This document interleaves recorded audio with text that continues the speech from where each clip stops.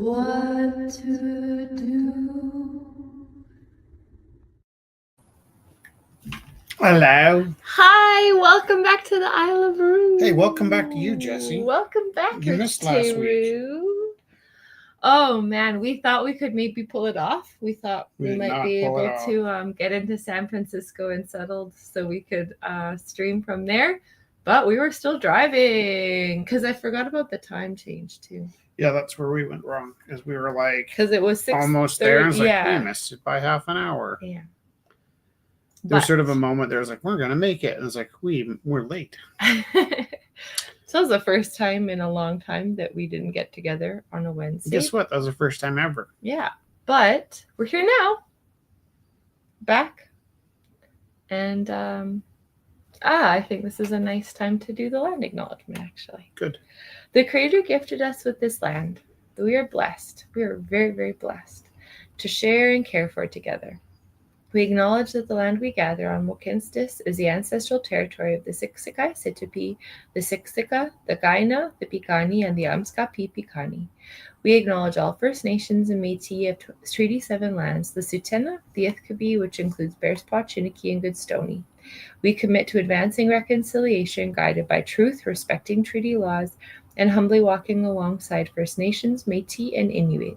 We recognize all who live, work, play, and make art on these lands and who now call this place home.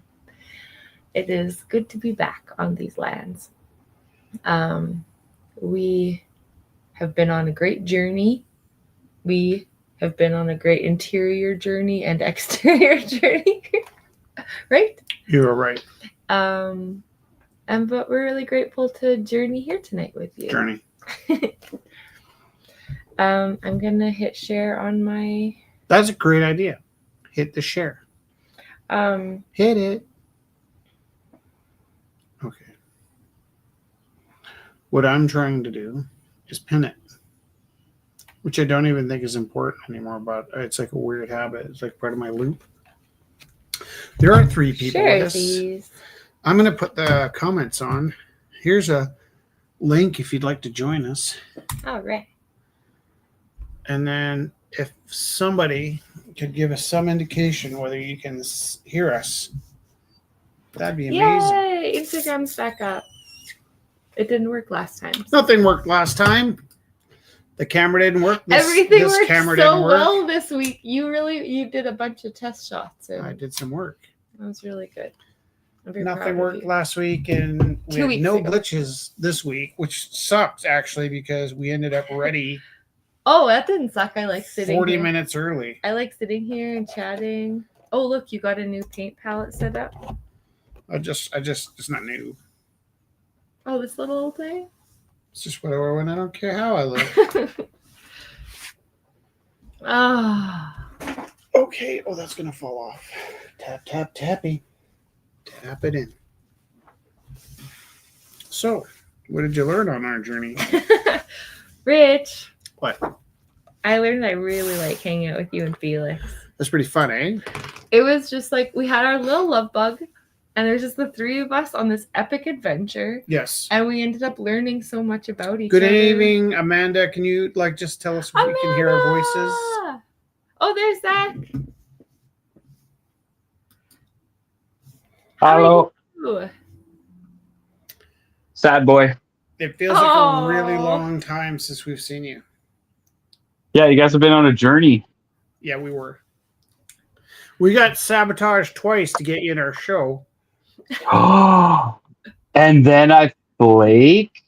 No, you flaked, and then we're going to come get you. No, we even were trying to think of a way to Vancouver. And then, you know what? We got hustled by a witch. We were in some bad juju land, and then we couldn't find a hotel room for the next day, and we were like, we can't go to sleep until we have a hotel room. We left San Francisco, and we were trying to pick between 2 towns. I won't name the towns because I'm going to say bad stuff about one of them.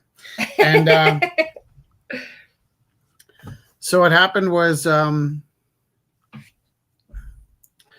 of the towns has the world's most beautiful laundromat, which is, it was okay, but it wasn't the world's most beautiful. And the thing I noticed is when we got there, There was a lovely attendant, but she said no to everything. Every single, well, she said yes to us, which because is we got there on time. right. She was But very the next strict. people were like a minute late, and she said no to everybody about everything. Like, hey, can we do some laundry? It's like, nope, there's no laundry after 7:30. They close at 10, by the way. So I guess that says that they don't get stuck with people that won't leave. Because there's just one girl by herself. Sure. So the laundromat was pretty okay. Actually, there's lots of stories to tell. Here's one of actually.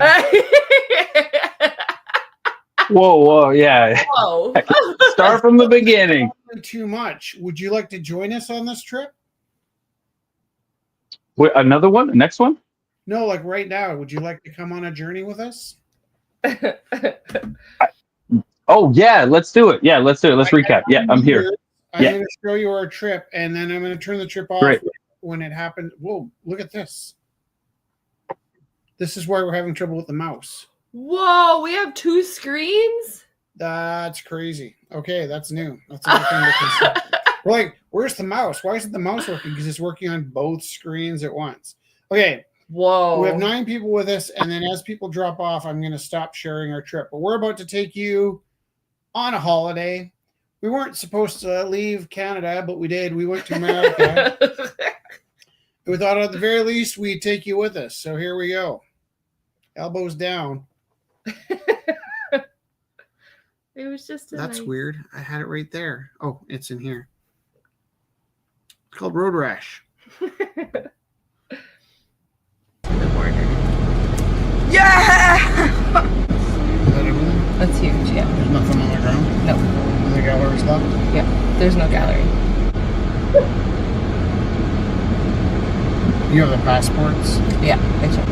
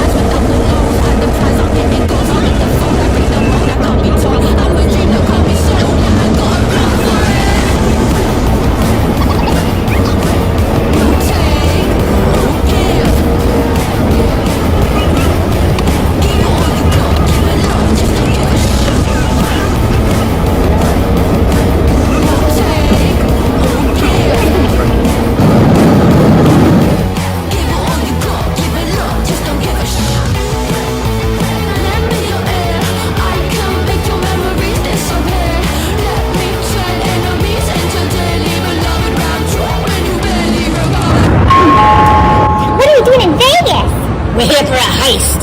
Like Ocean's 11? More like the Desert 3. My mom said I can't do any casino heists. Nah, that's fair. That's fair.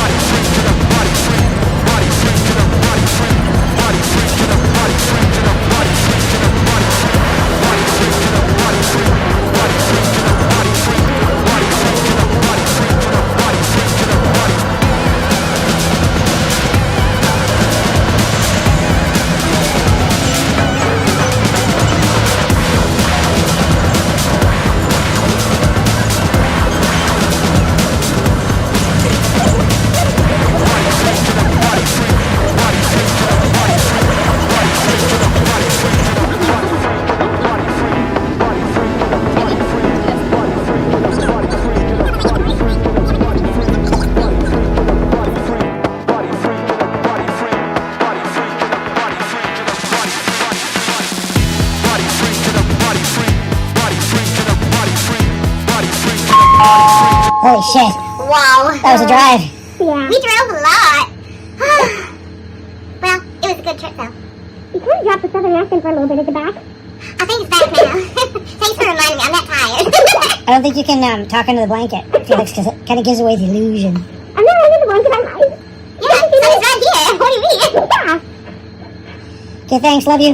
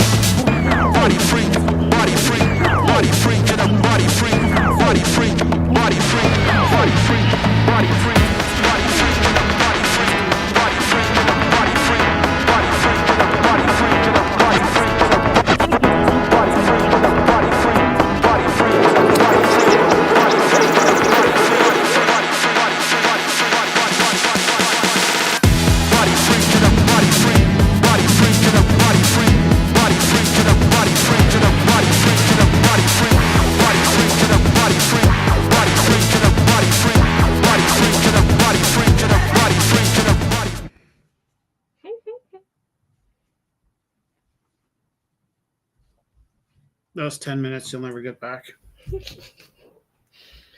I think it was engaging even if you weren't on the trip. Well, we kind of wanted people to be able to travel with us. Like you said, it was like when during COVID, you'd always do like bike rides or whatever. Did you get out on your bike today? Yeah. I have so many questions. Ask them all. Did you share the drive? Yes. How long was it? We did like the longest span, I think, was like 11, 12 hours our first day. And then on the way home, we did like another 11-hour day. Yeah. So the days were split up enough that the most we did in a day was like 11 or 12 hours. Do you guys share the driving? When it's totally necessary, yeah. What's normal for you? Like from here to Calgary, I've done that a bunch. Yeah. I did that with no radio. That was pretty wild. So generally what Jess and I do is I'll do long highway stretches. And then like if we're doing 12 hours, she might take over like an hour in the middle. And then she starts fresh when we get to a new city. Nice. So and you can navigate the one ways. She does the navigation either way. Mm-hmm. But what I find is it's just easier to ride in a fresh city if you're fresh. Yeah. Yeah. So like I'll do like the grueling part. Now, actually, Jess's family used to spend a lot of time in BC. Yeah. So I would say after we got to Kamloops, Kelowna. Yeah. Yeah. Anywhere near Radium, I defer to her because I know she's got like just way more experience on those corners than me. I've probably driven to Vancouver, I want to say 20 times in my life, but it's probably less than that. And you've gone a lot, so like I have no ego with handing over the wheel. Yeah. But there are like weird looks you get sometimes. Not very macho riding shotgun, is it? Well, I teach in Cochrane, so every day I get up and she drives me to her work, and then I drive to another town. When I get back to Calgary, we usually switch back, right? Mm-hmm. And so sometimes even like I'll be so sick of pumping gas that she'll pump the gas, and then I'll tell you the truckers don't like the look of that. Yeah.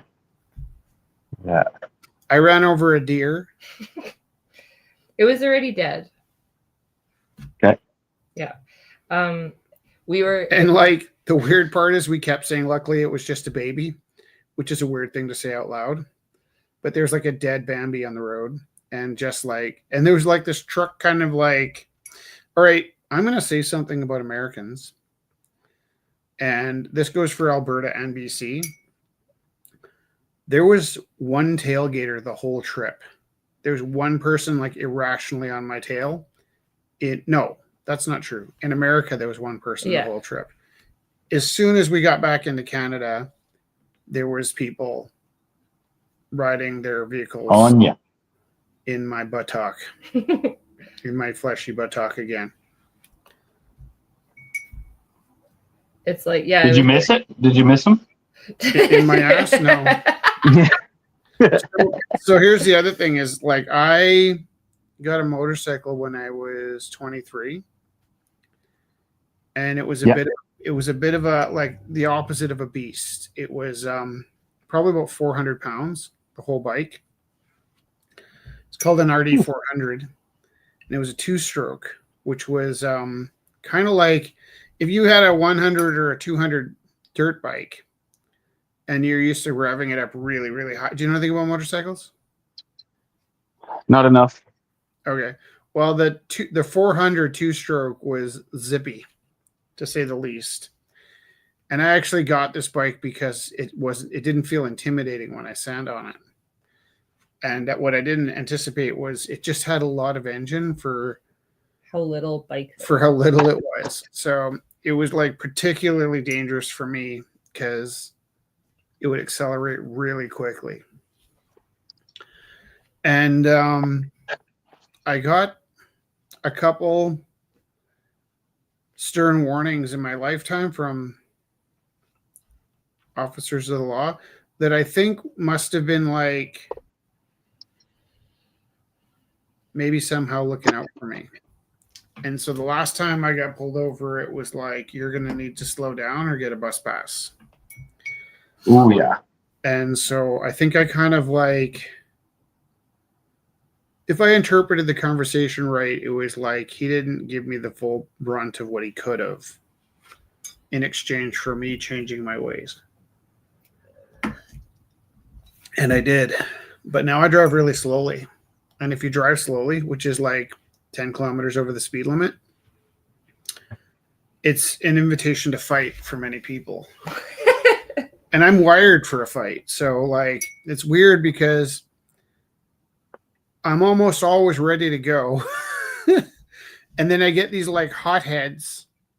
I'm also like, this might sound a little arrogant, but I'm about 50 pounds heavier than I look. Dense.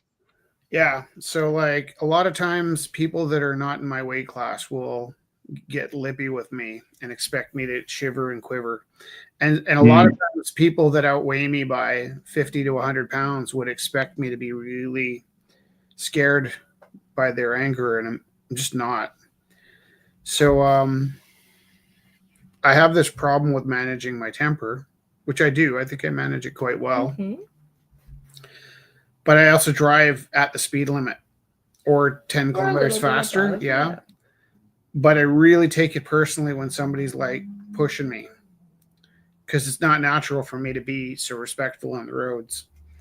You're already making sacrifices. Yeah. Right? And actually, I got pulled over for speeding about a year ago, and I was just with the cop. I was like, I'm going to need to see that speedometer or your speed gun because he's like, I don't have to share that. I'm like, yeah, but I've been driving like a granny for like 20 years, and I have chips all over my windshield from these guys that like don't think I drive fast enough. So what they'll do is they'll purposefully drive in the gutter for like a couple 100 meters to teach me a lesson about being so thoughtful.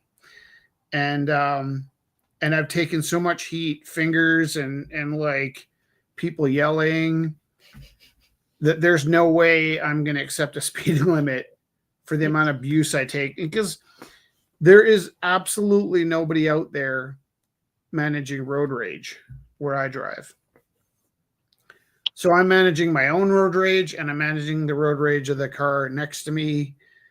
And I'm also wanting to pick the guy up and drop him on his head with my best wrestling background. And I'm also, managing their anger. But what we found in the States, because I was driving in I was driving in LA, Yeah. and like on the big like I-15, there's like 8-lane, 10-lane highway, Right. and everyone's so kind. You signal, and they're giving. You like signal and you brace for not being let in, Because usually people and then make a they sport let you of in, not and letting you're you not in. ready to turn because you're expecting. Right. Like push. This is way too easy. What? Yeah. And I was driving Kevin home from school near the end of the year, and I said, "Oh, no, we were at like some grad function, and I needed to make a turn. And like, obviously, we actually should have turned earlier, but because we weren't familiar with the road, everybody that was familiar with the road had already gotten in the right lane, and I was in the wrong lane. So it was either like get onto the highway or go the wrong way. I was like, I'm gonna need to do my special technique." And Kevin's like, "No, you're gonna get stuck on the highway." I was like, "No, I'll just do my special thing." He's like, "What's your special thing?" And I did my special thing, and he's like, "Holy crap, that actually worked." So this is my special thing. It also comes from riding a motorcycle. Is what I realized years ago. There's two things. Stage 2 you never even really get to is if you roll down your window and hand signal. Most people don't remember their hand signals, and they will back off and give you space because they don't remember their hand signals. But also, generally, just rolling down your window, people will make space for you. I don't know if they expect you're going to throw a Slurpee cup. Closes the gap. Yeah, it closes the gap. Yeah. Yeah. Could be that just that they wall forget is that down. you're a human, and then they're like, "Oh yeah, that's just Yeah. a person." Oh, right. I literally. All right. I'm not going to get there before him. Okay. I told Kevin I'm going to roll the window down, and then I rolled the window down, and somebody like, "Oh," just suddenly let us into traffic, which was nice. But I'm just gonna let Kelly in here. there was none of that. Hey, Kelly. And the people we spoke No to, need for it. the people we Yeah, spoke it to was were so super kind. nice. And unfortunately, you don't think about like the Canadian border towns are very empty. And then if they're like patriots, they're kind of looking at you like, I need your business, but I don't like that you're traveling. And there's a lot of big feelings on the trip. And we went to Venice Beach, which is where we went with Oliver and lived for a while. And then Felix went, and he's Oliver's age. So there's some like duplicate photos of like Felix. We posed him in those Oliver positions, like people that go back and recreate images. Right. And we went and saw the MoMA in San Francisco. And we went and Oh, that was the MoMA. That was one of my questions. Yeah. So we saw MoMA. MoMA and the Getty. the Getty first. So the Getty's in LA, and that's all of the beautiful like travertine, like the marble buildings. And then the MoMA was the one with the big Rothko that we were standing in front But also, we went to a gangster museum. in Vegas. I seen the Tommy guns. Yeah, we were supposed to go to 2 natural history museums on the way down, and we missed them both because we're kind of fighting like potential hail and crowds on the 4th of July in Vegas. And so we skipped those. And then strangely enough, when we went to this hell town in on the way back, Northern California. we went there because they had this laundromat that had the best rating. But as we're in the parking lot for the laundromat, strangely enough, it shared a parking lot with a natural history museum. So we ended up hitting that. And can you imagine, like, Felix wants these kind of rare manga books, and we couldn't find them before we left. And then we drove to like San Francisco? 7 states, and then left the hotel to go to the MoMA. And then the building next to our building looked like it might have a bookstore, but kind of didn't really expect it to have a bookstore. And then we went to the MoMA, and all the way back, Felix really wanted to stop at the bookstore to get his book. It's like, dude, like there's 0 chance that your book's going to be there. And it was just the one that he wanted. We were staying in Japantown, and then we were walking back, and Felix has been getting very good at like Google searching stuff. Yeah. And he was like, no, like this is open right now. We can go. And so we went, and it was a whole little like mall. Right. And it didn't look like a mall on the outside. Yeah, totally. From the outside, it just looked like a kind of like a storefront. And then you went through the door. It's like, we are in a shopping mall. Yeah. And so he got, and he just like, he went, there's like 4 books of the series. The one was the book that he needed. And he just picked it up and went to the till. I was like, Felix, we're in San Francisco. You randomly found the one book out of like a series of 25 books that you needed. And you're not freaked out that it was here. And he was like, Yeah, it's cool. I was like, Yeah, and then we kept looking. Like there aren't a lot of bookstores in America, which is weird. And then we kept looking for. He finished that book, and we looked for more bookstores. We couldn't find anything. And then as we're leaving, it was more that we were only available in off hours because we were driving. right. But during the day. no, there wasn't a lot of bookstores either way. And then when we were on our way out of Kelowna, you saw the Indigo on the highway, and you're like, "Oh, let's just try there. Let's just try it." Sort of. And I wanted to give him a speech like, "Now, don't get your hopes up," and they had it. They had all of them. So we got like 10 of his books. We bought 10 books. I think the bookstore shortage is a global reality. That's really sad. Yeah, I don't think that's like Just Northern California issue. Yeah. No. Well, are there a lot of bookstores where you live? No.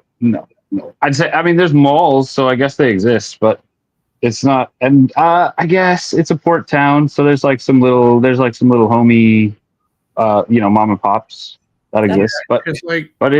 It's like it's a small town here, but Amazon exists. I have a weird question now. When did you tell me you're not in Vancouver? Did I ever tell you that? Maybe possibly a weekend. I was in the shoe shops. Oh, are you still live in Vancouver? Yeah. But you're in the shoe shops now. Well, no, I frequent the shoe shops. I think he's responding to being in a port town. Oh yeah. That's Vancouver. There's a port there and the Clark. Where is it to a town? Not a large city. I would expect that Vancouver would have a lot of bookstores. Oh well, I mean, I'm illiterate, so I'm not the best reference. He doesn't know if there are books. You're so funny. I didn't mean it like that. I just meant like. Oh well, no. Confused. Yeah. They exist. But I was going to say something. Oh yeah, I was going to continue on the conversation. So we had planned to come up through Portland, Seattle, Vancouver, and then go east. But then we were in the hell town. Okay, let me just say a little bit about why we called it a hell town. We walked up and I don't even know. I got out of the car and there was this guy randomly screaming at his friend on the phone. I was like, that's brazen. Like, why doesn't he want people not to hear him fighting? And then we got to the hotel and like I could hear the people in the room next to us screaming. I was like, mental note, if I get angry, don't get noisy because everybody will hear my private business. And then another couple was fighting outside, and the third couple, like basically every single person we passed was fighting. Mm. And then in the morning, I've got this autism where I'm like, okay, just whatever you do, don't touch my stuff while I'm thinking, right? And then so I'm getting ready for the car. And because I'd had a couple of days of Jess trying to help me at the worst particular moment, I said, just stay here. I'm going to go. Like, I thought I tricked her into like, you stay here. I'm just going to put one bag in the car. And I kind of thought if I kept doing that, I'd be able to put the bags in the car undisturbed. And I went downstairs and started loading the car. And I look up and there she is coming with all the rest.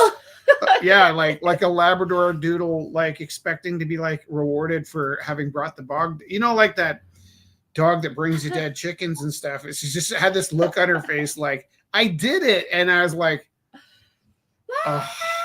And I was so deeply wounded. And on top of that, we'd lost my meteorite the night before. And that was another case of she's like, here, I found this. I'm like, just don't give me that right now. And then like the next day I'm like, where did that go? She's like, I gave it to you. It's like, no, like that's what I mean by don't give it to me now. Like you can help and you're helping, but like there's certain things that don't help me. Right. And so the meteorite, my brand new meteorite, because I gave my other one away to somebody that needed it, was gone. And we also couldn't find anywhere to stay near Portland. And it was very late. And we're kind of looking at like, we might be in the car tomorrow all night. Like it was kind of like danger situation. And then we finally found this other place and had to change our direction to Yeah, Bend. you finally said like, why don't we start heading east now? Because we had in our head north and then Right. east, so then we could go through Vancouver. But then it was like, okay, well, this is another option. Like we don't have to go up through there, Right. because then finally we did find some hotel rooms. 'Cause Right. it was like And we didn't. there was crazy amounts of stuff going on around Portland. But as soon as we Oh left, yeah, Portland's crazy. Yeah. that town, it was like there was this weird sense of like, whose hostility was that? And the whole town was, yeah. And then so we looked it up, and of course there's like a history of massacres and murders and cannibals, and it's just like a bad spot, bad juju. But we got out. This reminds me of a joke. How crazy things are, you know, Yeah. in the States right now. It's as if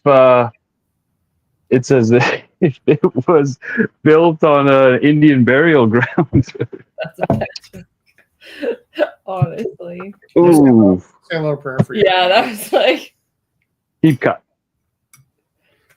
But honestly, maybe what goes around comes around. They do bad stuff. We did just watch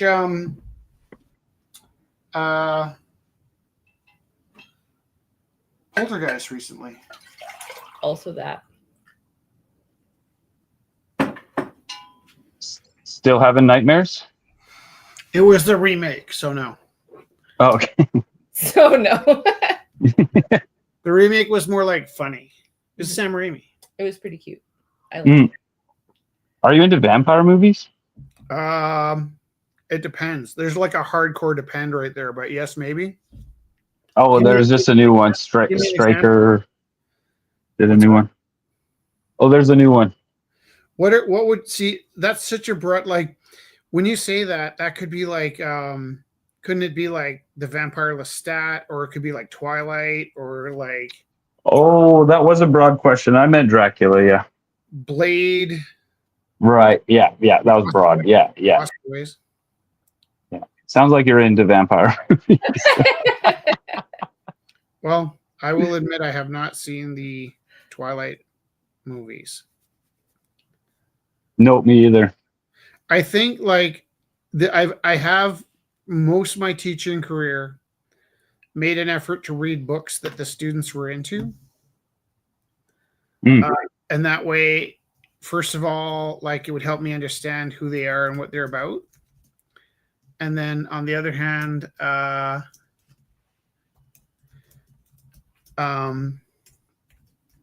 it also helped me with like little private jokes, right? Like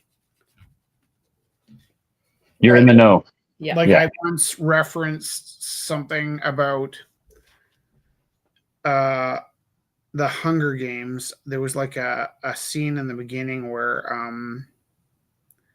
I volunteer for tribute. no, it wasn't that part. It was the part where the cannon would go off and they were able to sort of fill up their backpacks. Oh yeah.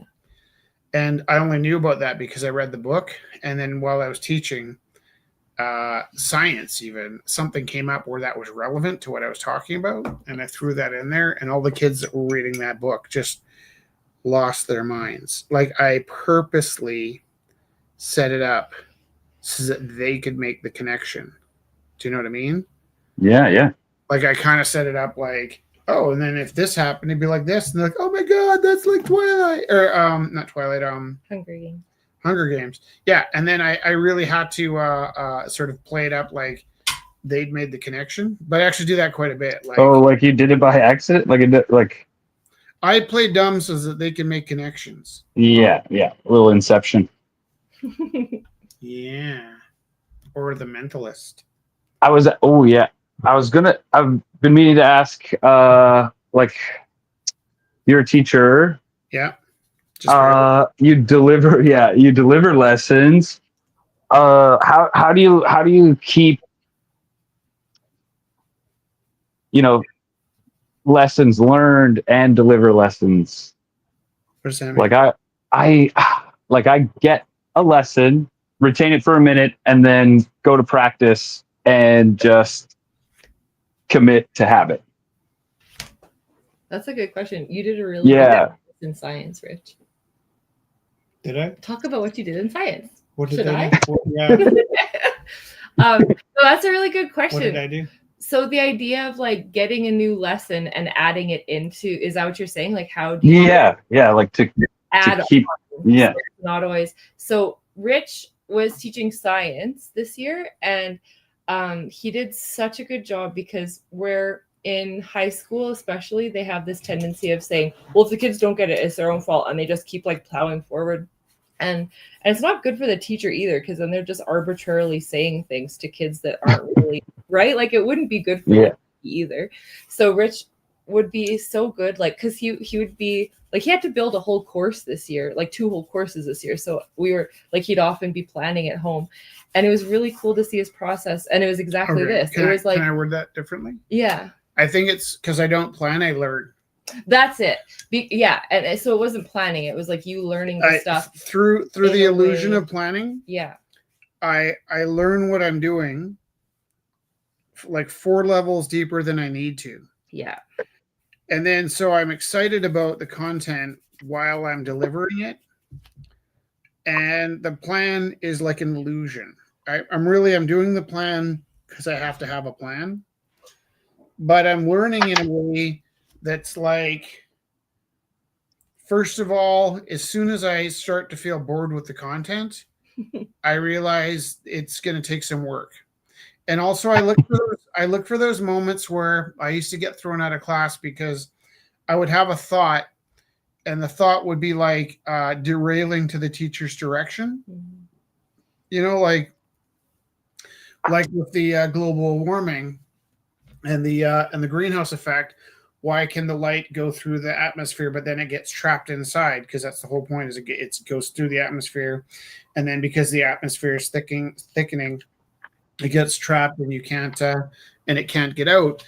And so I was in grade 7 or 8, and I was like, well, how come it can get in but it can't get out? And when I'd ask the teachers that, they get really frustrated with me because it wasn't where they were heading. Right. So for one thing, I really make use of the kids' questions. When the kids ask me questions, I allow those questions to carry me into the direction of who are we here for? We're here for you. Right. What are we here for? For me to teach you what's in the curriculum. You asked me a question. That question has to come ahead of everything else, right? It has to come ahead of my ego.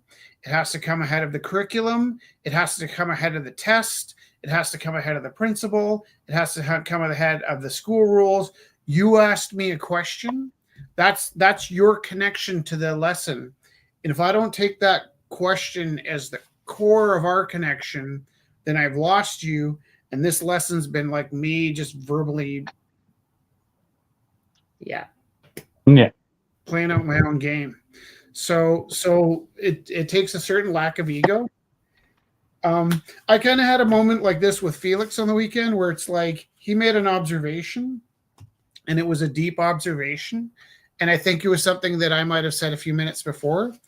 And I could have said, yeah, I already told you that. Or I could have just said, wow, you really got me there.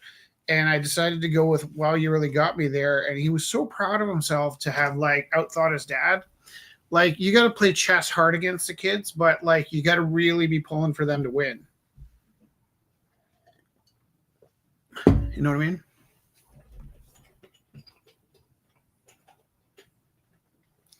Does that answer your question?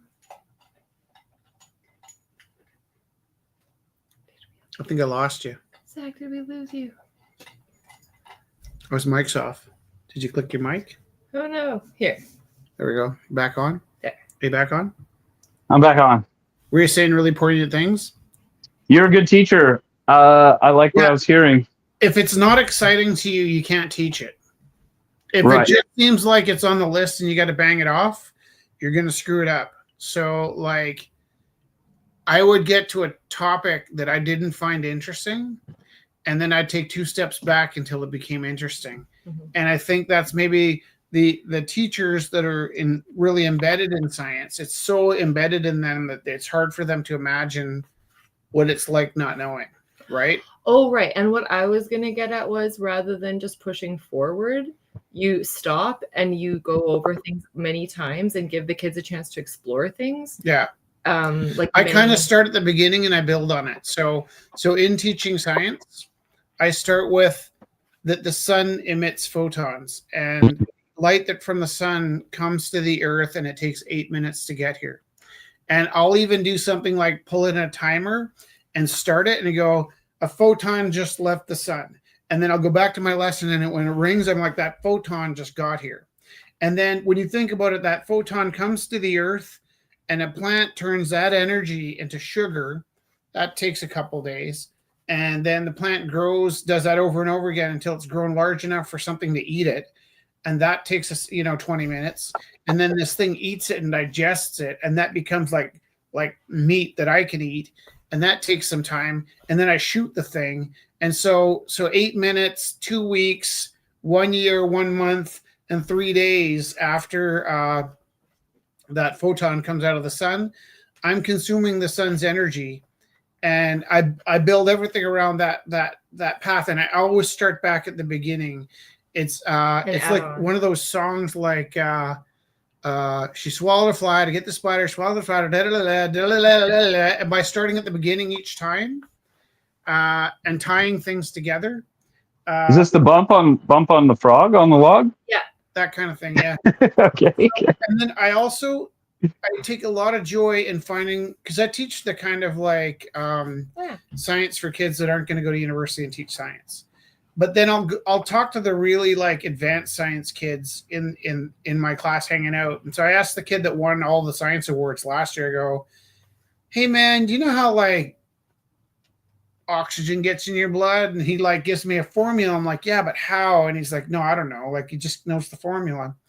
And so I went through the entire science curriculum with this star science kid.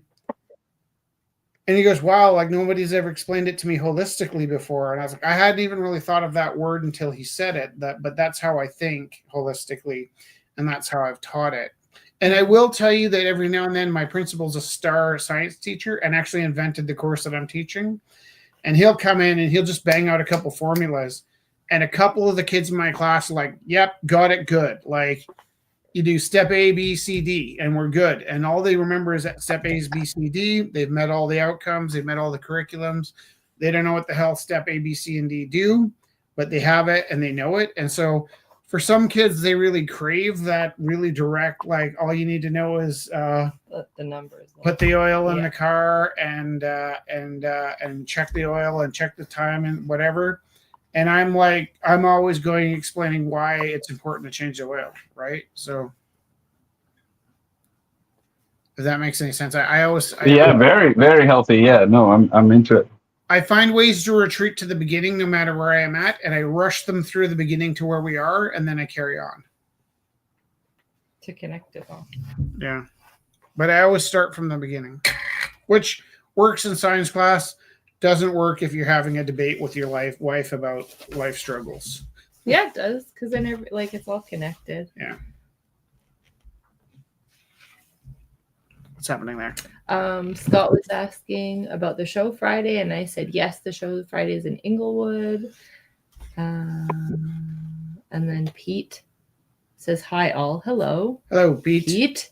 Hey, Pete. And Thomas says July talk is at Dickens tonight. That's fun. That is wonderful. And Kelly's here. So yeah, if you're joining us, we've been chatting away. Rich is here on that screen painting. Zach is here painting from his studio. And Kelly is here in her studio. So we're just a little introduction if you're joining us. Yeah.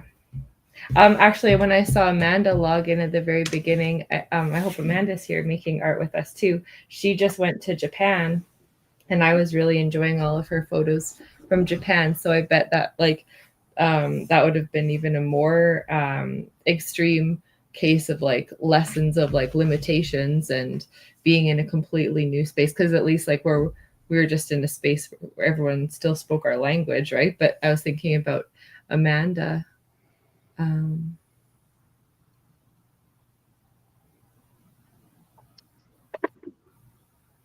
some serious culture shock. Yeah, totally.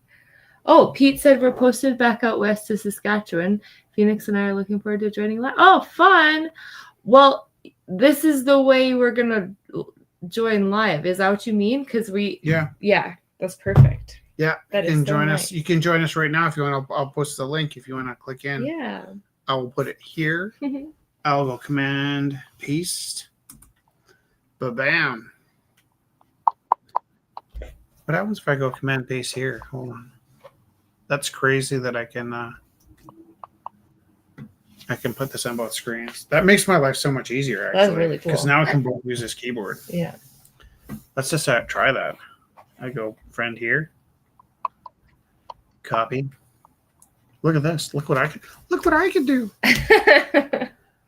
That we just randomly, Zach, found out that this mouse is connecting to both computers, which is like. All right, I have a question for anybody. Did anybody notice that we weren't on last week? Because we've never not done that before. Never not did? It felt weird for us, but I don't know if it felt weird for anybody else. I had to watch an old episode to like.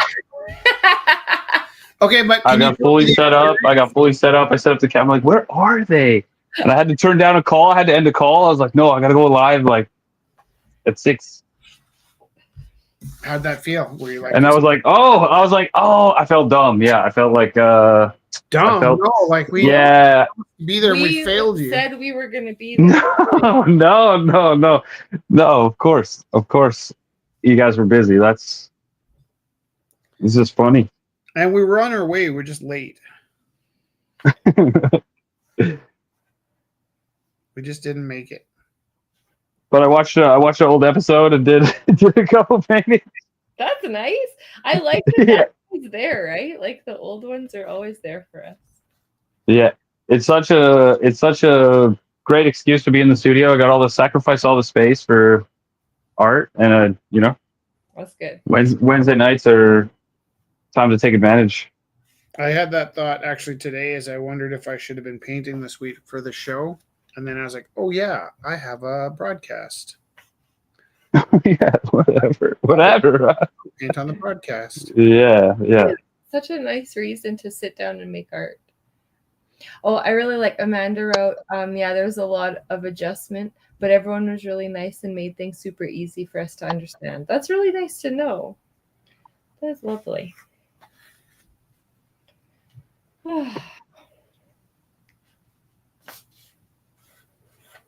Want to talk more about teaching? Yeah. I like where we're at, but as a learner, like those are just like lessons to deliver to somebody, but like to really lock it in. Like, do you ever teach like how to learn? Like, I'll teach a course on how to learn.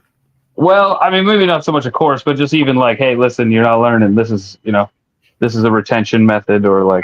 I have a class called Learning Strategies. Oh, I'm asking the right guy.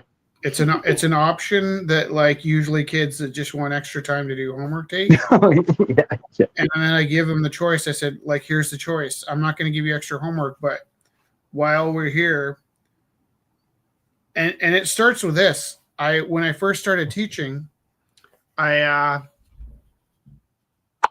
noticed there's a lot of kids that weren't getting attention because they had the reputation of not being engaged. And by high school, it was just like they'd sort of made their bed and it was time for them to lay in it. And so what I did was I took these kids and I said, listen, like I hated school. I became a teacher because I hated school. And why don't we have like a slackers club? And I will leave you alone in the slackers club, but I will also teach you if you want. And the promise I make you is I will bring your grades up 20% and you'll do less work. And to tell you the truth, some of the teachers really resented this because they wanted the kids to suffer because they've been jerks earlier in their academic careers.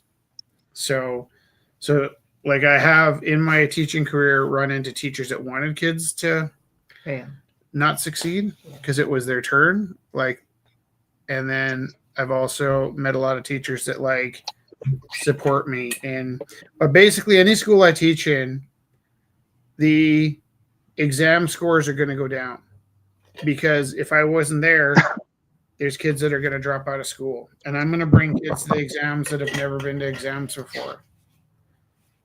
But yeah, I have a whole course on how to do better. And I do things like I'll break down what a day of school is worth, right? So like Okay. it works out if you crunch all the numbers. Every day of school is worth $250 of information in your head, and you can go through the day and go home, and your dad says, "What'd you learn today?" And you go, "Nothing." That's like setting $200 on fire, right? Yeah. But Essentially. you go in and you go, "This is my knowledge, and I deserve it, and it's the teacher's job to give it to me, and I'm not going to back down until I get the knowledge that I'm entitled to." Then it's a different situation. I also teach them that like basically like if you think about it this way, there are kids in every class that are doing 2 hours of homework every night, right?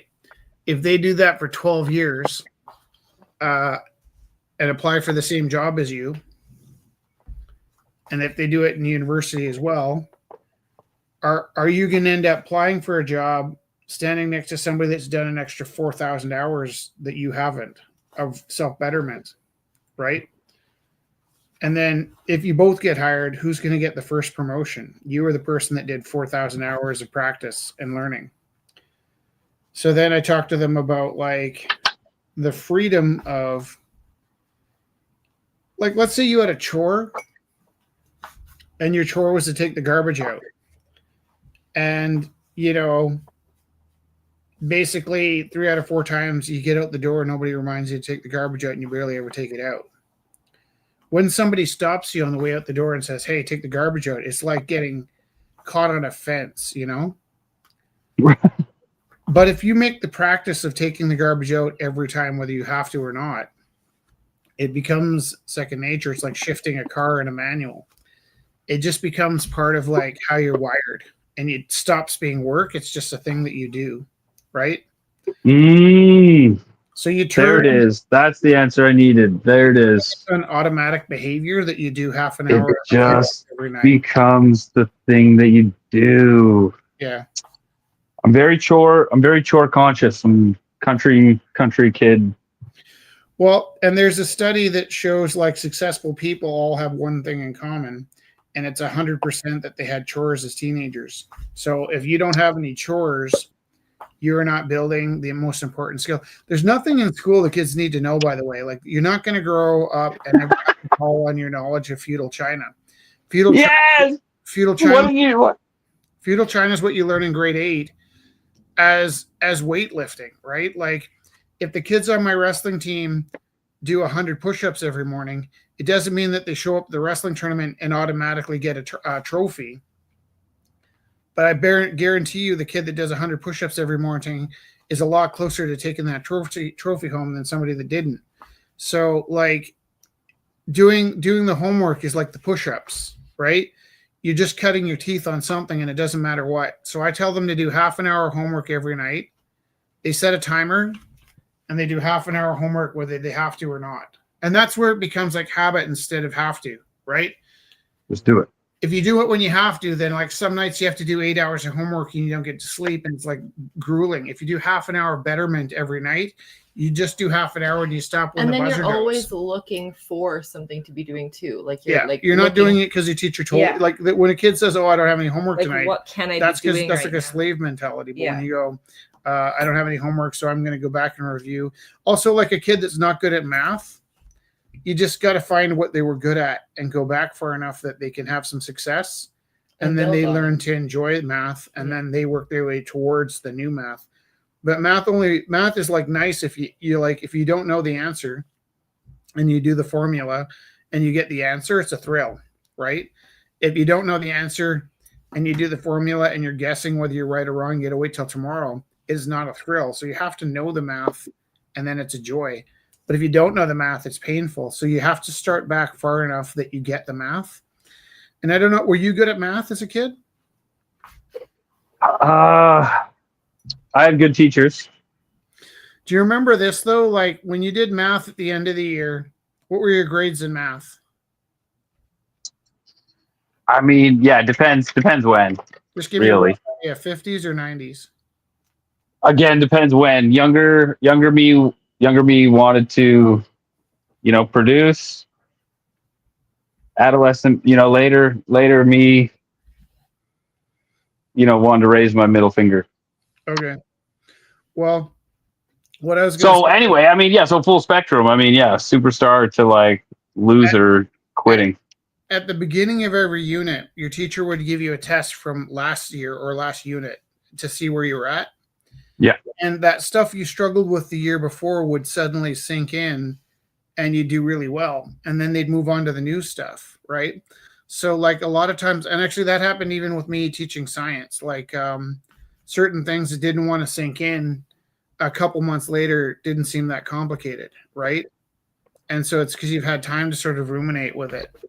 So a lot of times just going back 1 or 2 units or even to last year's math, if your kid's in grade 10 and he's struggling, if he picks up a grade 9 math book, he's going to get some success, even on stuff he struggled with in grade 9 because he's had a year to process it. And then if you can get him excited about getting some answers right and then move them back to the grade 10 slowly, gradually, so that he maintains that positive experience. But that's 100% the difference between kids that like math and are good at it and kids that don't like math. It's just that whether they're currently having success at it. Because it's super nice when you math is like rewarding in the sense that it has these solutions that are predictable. Yeah. You don't walk around wondering if you're good at art after, somebody that knew Salvador Dali tells you were, that's a personal story. I got a certain amount of blowback that we're having a show with Salvador Dali and George Brock because I think people thought we were kidding. I think they thought it was sort of publicity stunt. But we're actually having a show with Salvador Dali and George Brock. And beyond owning a George Brock and a Salvador Dali, which we're putting in the show, we actually have a personal connection to Salvador Dali because Alex knew Salvador Dali.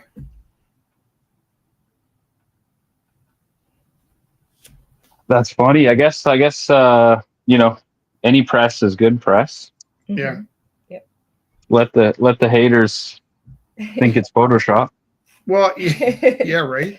And it's funny because I think they're just worried about being duped. What a world that we live in, right? Like what? Well, and I never said Salvador Dali would be at the opening. I said we're going to show Salvador Dali work, right? Which is funny because how's that any different than showing Elijah's work, who's in Edmonton? Dali's work is going to be at the show. Yeah, Dolly's Instagram game is way stronger than Elijah's.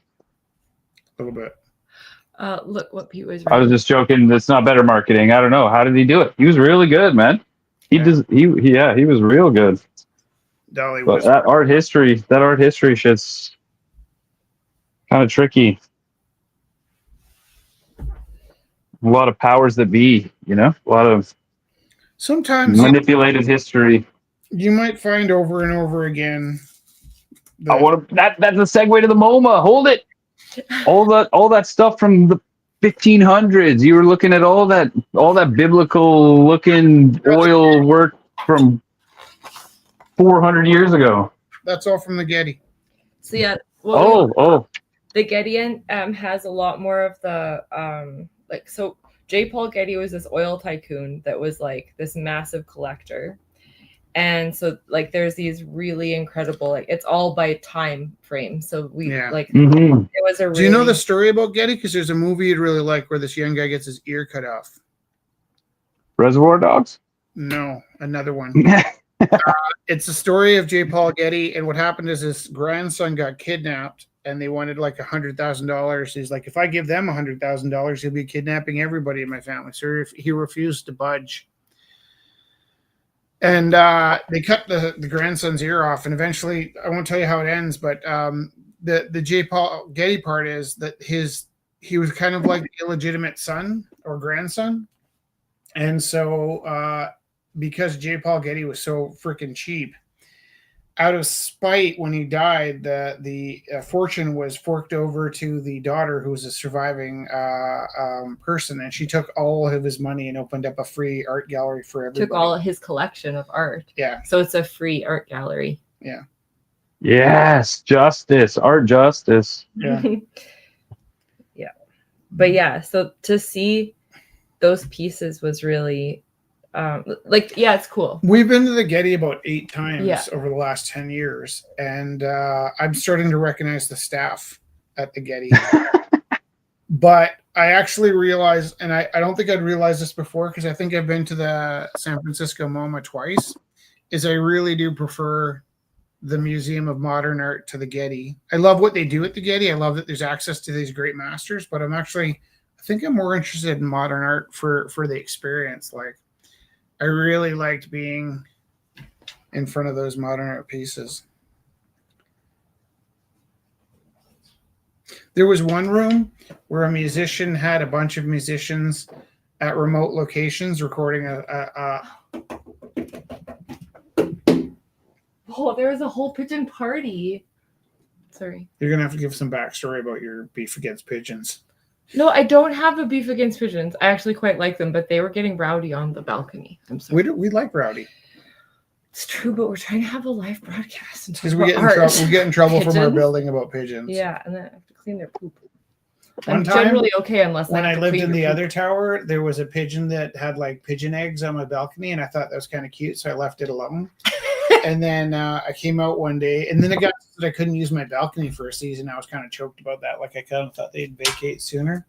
And then I came home, and there was just this pigeon mess of, like, maybe a hawk came by and devoured it. Somehow a cat got up to the 23rd floor or something, but it was like really, it was ugly. Icky. Wow. Yeah.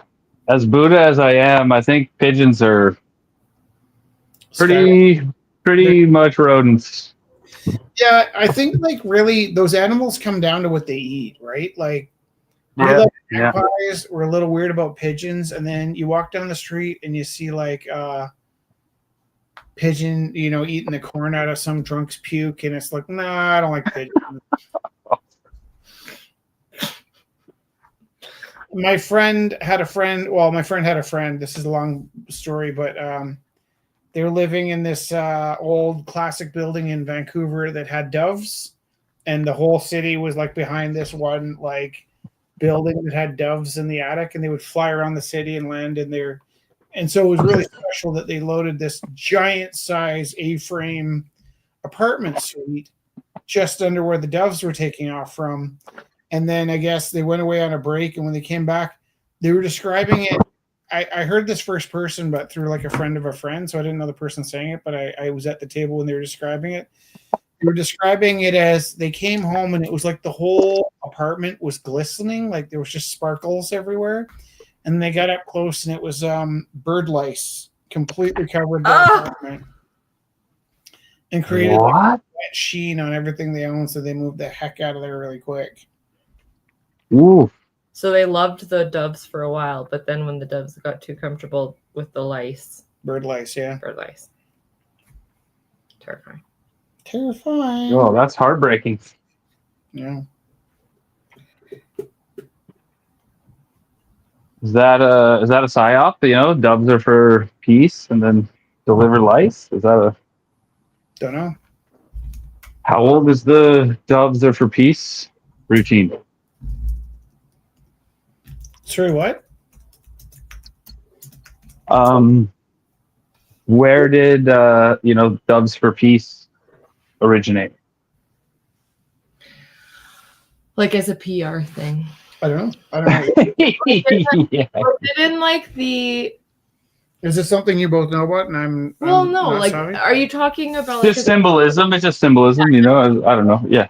the idea of like doves as standing for peace? Like, how did that happen? Is it biblical? What? Well, in the Bible, it's more about promises, and then with the dove and the olive branch. Yeah. Yes, you can say something. Are there doves in Africa? I don't know. Good question. I can Google that. I'm just about done sometime. I bet you it's an English affectation. Oh, English affectation. I'll look it up.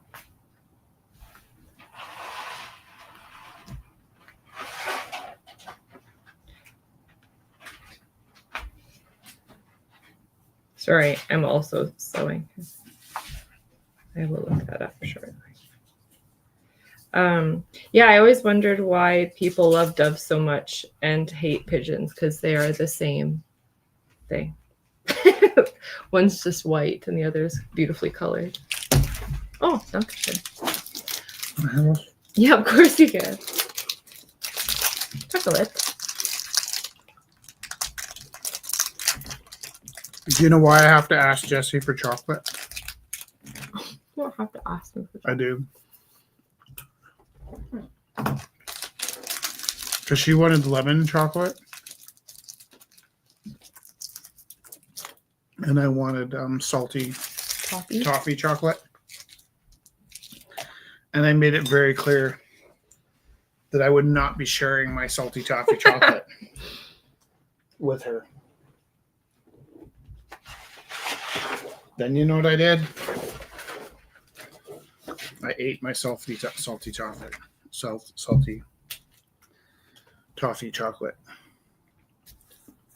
okay. And she had 2 left. I think she does this to me on purpose. No, I just get distracted. It's also why she's always helping me find stuff, because I can't find things on my own without her. Like 12 years of Rumble House. Like, Jess, have you seen my orange tape? What the audience doesn't know is that she moves my orange tape. Dun, dun, dun. And then there's times that like people like log on, like, why don't you find your own damn orange tape? I'm like, I did know where it was. Oh yeah. Okay. So the Getty is beautiful. There's like 5 pavilions, and in each pavilion there's different focuses. So they always have like a rotating show, and they have like the collection where there's like sculpture. They usually have one new show too, right? Oh, that's what I mean. Like rotating. There's always like a new show. So this time it was photography, was a rotating show. And then actually we were really lucky because there is another photography show coming through the MoMA as well. Right. So we were very into photography, and then lo and behold. Yeah. And guess how many Back-to-back shows. Guess how many rolls of film we shot? 8. Teen. What? What? And we got them all developed yesterday, and the people at London Drugs were like, you guys are hardcore. And you know what else? They're half frame photos. So while there was 600 pieces, there was 1,200 photos. By the way, I recognized it was super obnoxious to show the video of our trip, but now I'm going to show you photos. Welcome to have a seat. Let me show you the slides from our vacation. We went to Uncle Bob's and made us look at slides from the vacation. You stole my joke. I told it anyways. So there's these half frame photos. Do you see there's 2 photos per photo? And they're all portrait, which is funny because I think that's my preferred format to look at. There's just some drawings I did whilst we were away. And they tell neat kind of stories because there's going to be panels like a comic book. And you really could shoot your photos to be panels. This is what Jessie looks like when she's pretending to be happy, but she's really about to claw your eyeballs out. What? Nothing. Being funny. My idea of funny. So yeah, there's 2 books of these. This is a good one. If I do say so myself.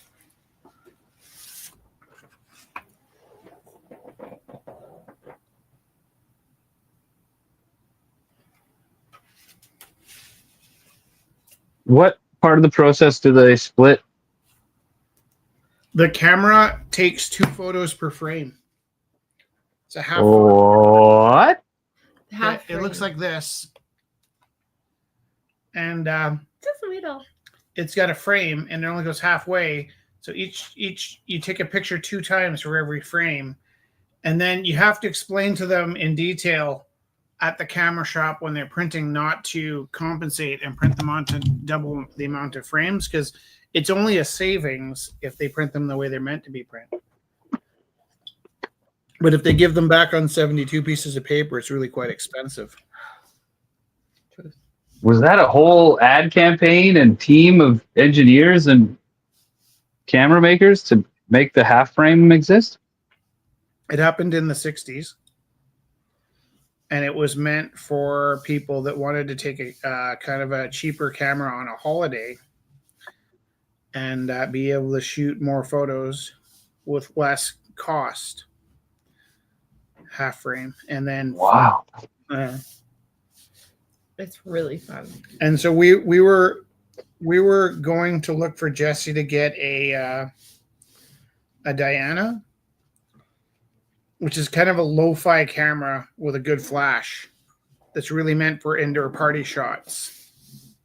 But I don't do parties. And then while we're looking for the Diana, she realized the Ektar was a better suit for her needs. And I kind of thought, like, I was shooting 35 on her uncle's Pentax. So I was kind of a little too highbrow for half frame photos. And then on top of that, when we got the first set of photos back, they didn't give them to us half frame. They gave them to us split. And so the resolution was cut down. And then I was like, no way I'm touching that crappy film. And then we finally got them to not split them, which is twice the work. I don't know if what I'm saying makes any sense, by the way. Maybe just to me. They were printing 72 blown up pictures rather than 36 sheets of 72 photos. So instead of having like twice as many photos, we had half resolution photos. And then the format was wrong. But it all worked. It sounds like you guys belong to those photography exhibits. Yeah. Yeah, pretty much. I mean, like, and then like I was watching a YouTube tutorial on something that I was trying to understand, and this guy starts talking about how like he shoots film and he wondered if it was still cool. And he admitted that when he sees people shooting digital, he kind of like thinks, oh, you poor little thing. And I totally had that thought, but was not willing to admit it to anybody. That you do have this sort of snooty hipster superiority about having a film camera, and you see people shooting things on their phones. It's like, oh, you poor dear. And not even like superiority, but like feeling almost bad that you're missing out on the experience of getting the film developed. No, I think I said superiority on purpose. You're so funny. I was trying to admit You're so cute. my not so great qualities. You're still pretty great. Yeah, I don't know. There are many people that would tell you otherwise. Going through my magic. Oh, see there the eyes. Yeah. Oh yeah, so there is really beautiful photo shows. The one at the moment actually was still like I think we both liked the photo show at the MoMA. She was a Japanese photographer.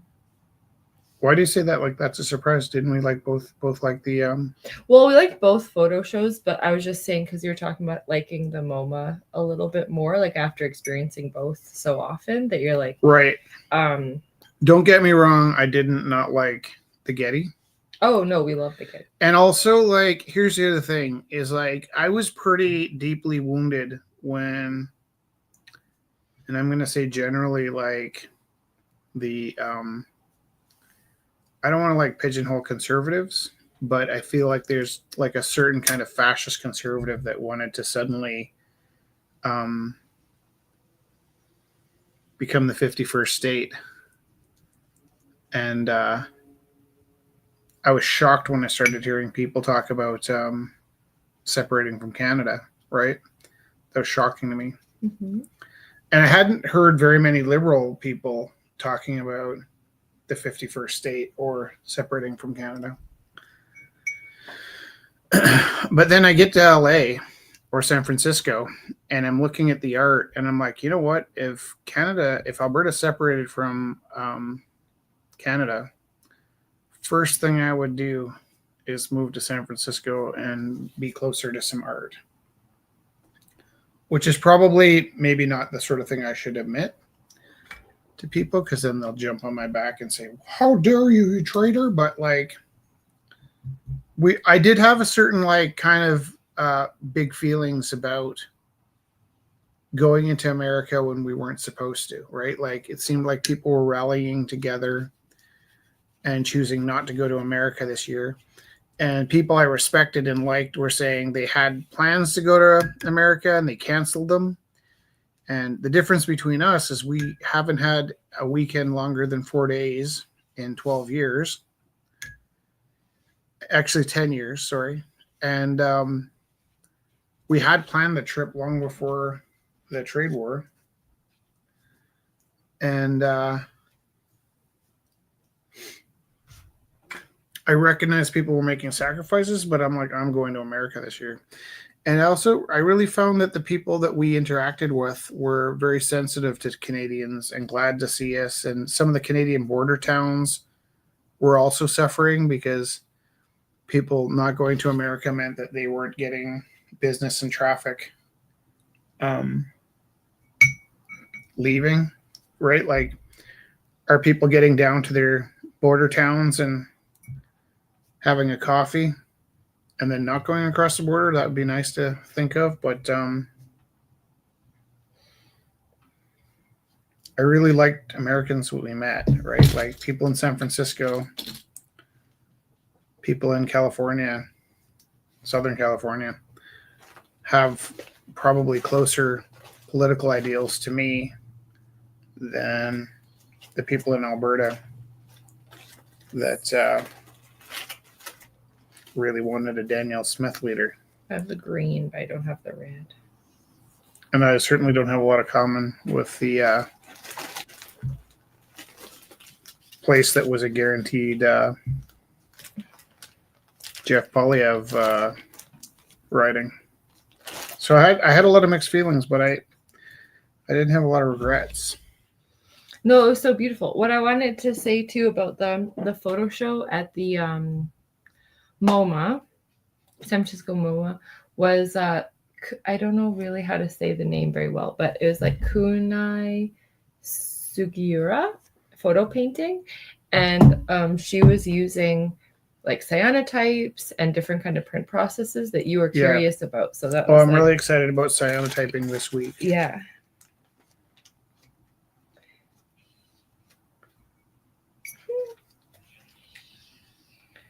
And then that's super nice. I like that.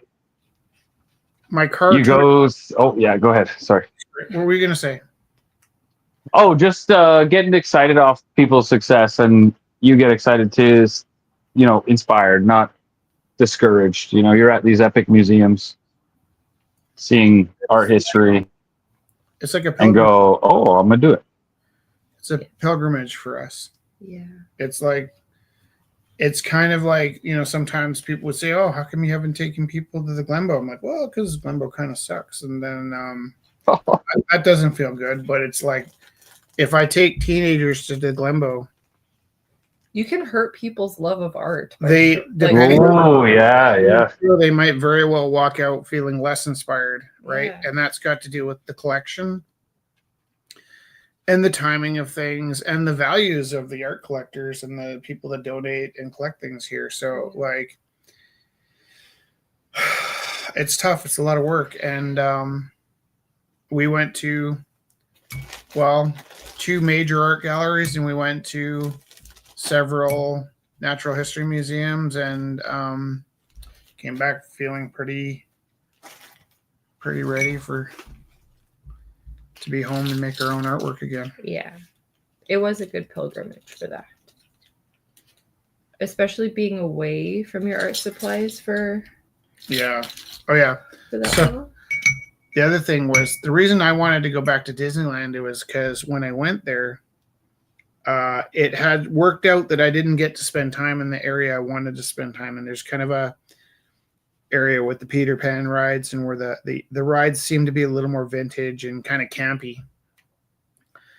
And there was a vibe there that I think maybe even just my dad went to Disneyland in the 50s and he told me about that when I was a kid. And we almost went to Disneyland when I was a kid.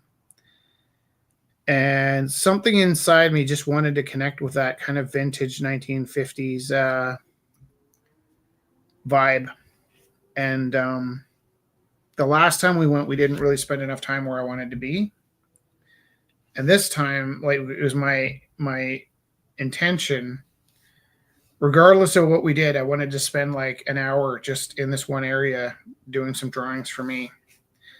And we even had a little kind of tension because I was the only one that wanted to go to this area. And when I finally got there, I pulled out my art supplies and I spilled ink all over the Disney table. And this sweet lady that was obviously in charge of cleaning that area up just flipped. Because they really have this policy of they got to fix all the problems. And I was the problem. And I would almost expect the next time we go back there, they'll check our bags for Art supply. Yeah, blue ink before we're let in. And that's happened to me a lot in my teaching career too. Is I'll have a great idea and the next year school board bans it. I keep finding these loopholes and then they end up closing them for me.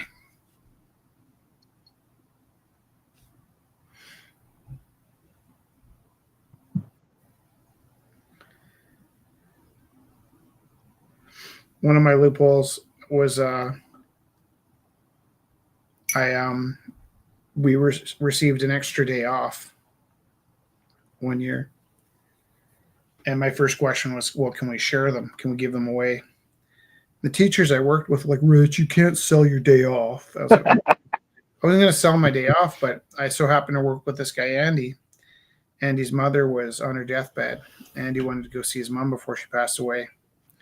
The school board would give him 10 days off, but he needed 11 days off. So I went and saw my principal after everybody stopped laughing and said, can I please give my day away? And she's like, why would you do that? And I'm like, well, because Andy needs to go see his mom, and Andy can't get the 11 days off he needs. And she's like, how would that even work? And I was like, well, I think the way it would work is I would call in sick and I get a sub because I get a free day off. And then I would teach Andy's class and go in for Andy. Nice. So immediately the next year, they presented it as, you do have an extra day off, but you cannot give it to your friend. Not redeemable for cash. Yeah, or friends, or kindness. And then another time, we do this art walk thing where the kids, you put up one piece of artwork for the district every year. And I had 3 kids that were can I say kind of angry, they're struggling with school kids. And they came together and made this amazing painting together. And there was 3 of them. So I sent the painting that was a collaboration to the district.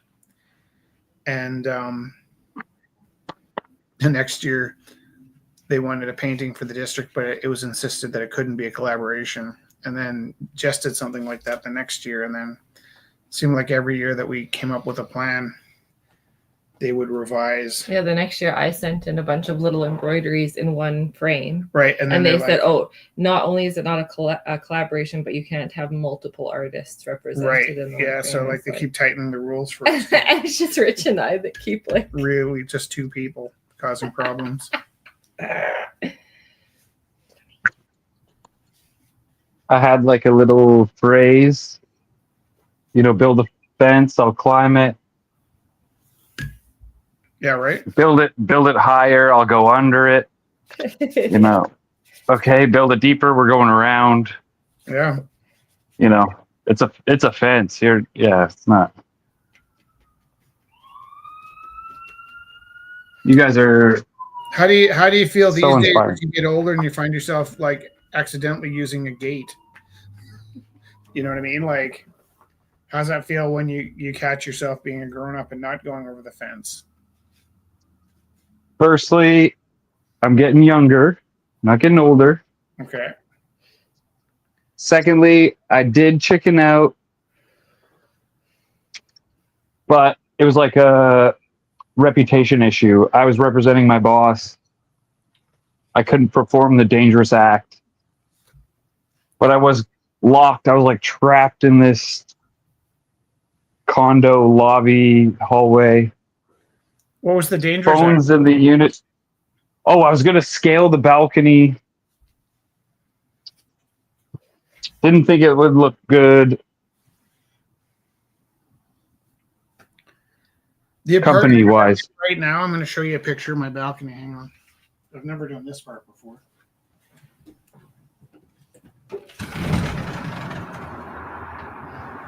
Getting a behind the scenes look.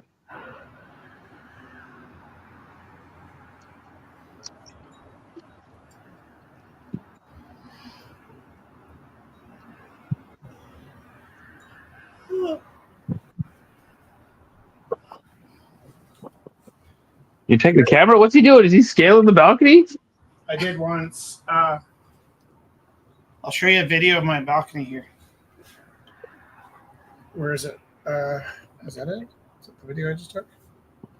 That's a photo.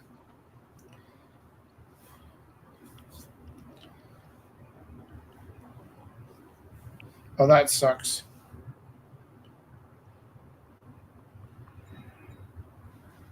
Okay, let me try that one more time.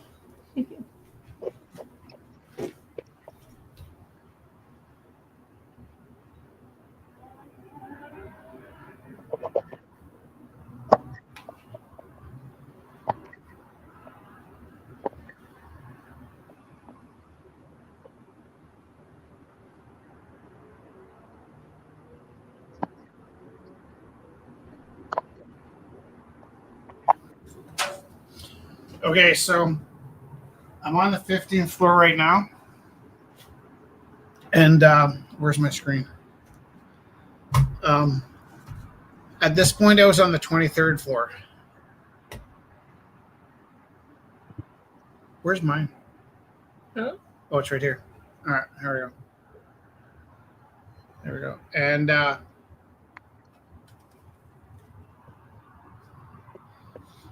when I came home, it so happened that that was really weird. Hold on. It's looping. There we go.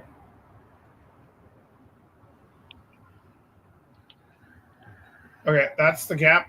I'll turn it this way. That's the gap between the balcony there. And then that's what it looks like when you go down. And I'll show you that one more time. Oh yeah, there. Hold on. So that's like you got to step over that and go around the wall, designed to stop you from going onto each other's balconies. And I'd left my what had happened is I'd left a garbage bag that was just like a Safeway bag hanging on my doorknob to take to the garbage. And I didn't take it out. And so what happened was the weight of the bag was hanging on the door lock, and it prevented the door lock from opening.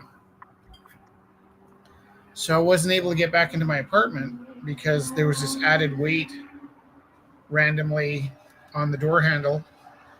And it never happened before or since that the added weight of this bag with plastic bag with garbage in it was kind of wedging the locking mechanism from releasing. So I went out late, came home, put my key in the door, and the door would not open. And it so happened my neighbor saw me struggling in the hallway, and she and her boyfriend came out, and they're like, "What are you doing?" I was like, "Well, my door won't open." They're like, "That's crazy. That could happen to me." And so they got really like into like calling the landlord and seeing what could be done to help me, and there was nobody to help me. So she was like quite concerned, like, "Well, what happens if I'm stuck out on the thing?" So it came down to I decided to go over the rail from their balcony to my balcony, 23 stories up, and the fella had asked me, "Is like, well, do you need help?" And I was like, "No, I think I'm okay." And then I was halfway over. I'm like, "Hold me!" So he kind of pushed me up against this barrier. I swung one leg around fine, but then I was in the middle, like pinching onto this concrete barrier, and I needed to swing my other leg around. Yeah. And luckily, I had left the balcony window unlocked, because who the hell would get in through the window? And but I remember when I came through the window, I took like 3 steps through the apartment, and my legs gave out, and I just dropped out of sheer like anxiety and exhaustion from the terror. The terror. From being in an action movie. Yeah. Right now, I wouldn't do that now, right? I probably thought it was fun at first, and then like in the middle of it, thought like, "Well, this isn't fun at all." And then like it was such a simple thing of just removing the chicken from this bag like chicken bones and stuff from the doorknob. The other thing though is I don't know how they would have helped me if I hadn't got in that way, because it wasn't a lock problem; it was like a mechanism problem. So other than like taking the whole door off, I don't know how they would have got me back in. And even then, taking the door off is breaking in. Well, they must have. Like you wouldn't be able to disassemble anything if it's. Yeah, no, they would have to kick the door off the hinges or something. Yeah. And then knowing this building, they might have like charged me for the damage. Yeah, is there such an entity as strata? In Alberta? Yeah, like a HOA. Have I asked this before? I don't know. Like, is there collective ownership of the building and they take responsibility for things like that? Like, There is 1,000% no support for Alberta renters.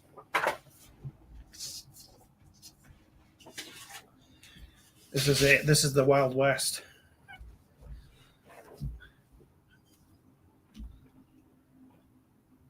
I hate to miss it. Now, can I say Carly's name? Sure, yeah. Did you and Carly move into a place that had cockroaches? Yeah, that came up earlier. I wanted to mention how fast we had to move out of there, yeah. Which building was I that? was like, Asking. is that allowed? Could I expose them? Yeah, I think you should. That's tricky. I don't know if I signed an NDA. I don't know. I'm getting sued. So I don't know. It was a Sun Ulta area. Okay. So Did you actually sign an NDA? Why would you do that? The offer was quite nice. They took good care of us. So are you telling me you moved into a place, found cockroaches, and they said if you didn't tell anybody, they'd let you off your lease? Well, no, it was even more than that. So it was like we were moved in under false pretenses. Like it was like we were duped into moving in. Yeah. That's unfortunate. And then we were like, yo, we're loud. And they were like, not anymore. You know, here's a premium suite of ours at the same rate. Here's moving cost. Here's disposal cost. Here's, you know. They asked you to sign a non-disclosure. Yeah, it's vague. You know, I've been partying pretty hard since then. So can I tell you that like this is where I'm wired a little differently, that like I'm kind of okay getting screwed. Like I'll take it on the chin.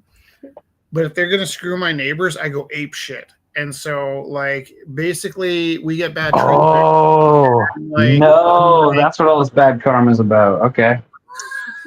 No. I feel bad telling you this now because it sounds like I'm lecturing you, but it's not. It's just part of my wiring that like I'm notoriously bad for getting walked on. But then you walk on my neighbors, and I'm like, listen, this is the phone number to 3 people. Here's 3 phone numbers of people from CBC.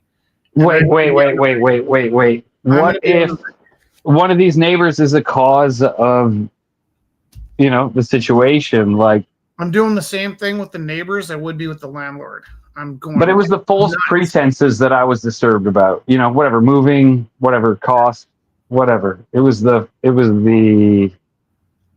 illegitimacy.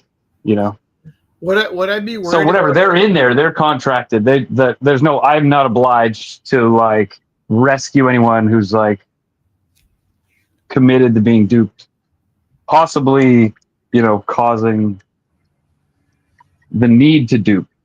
right? I get you. Right. So it's like I'm not. There's. I get what you're saying. It's too hot. Summer's getting hot. But here's where I end up getting like super nuts. Like my nuts comes out when I'm like getting protective of my neighbors. And this isn't directed at what you should have or shouldn't have done. It's just this is where I get hot in the head.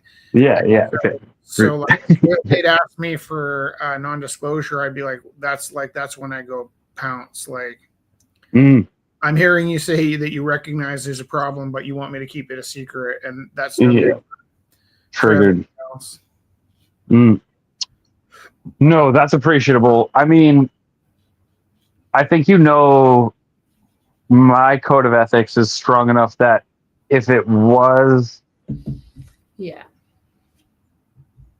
a more serious issue than an infestation, that if it was like a political issue or like had to deal with immigration or war or conscription or something, that definitely wouldn't go quiet. But it was like, what would you do? They were reasonable. They were honorable. They went, oh, this lady's no longer with us. Yeah. Here's the new spot.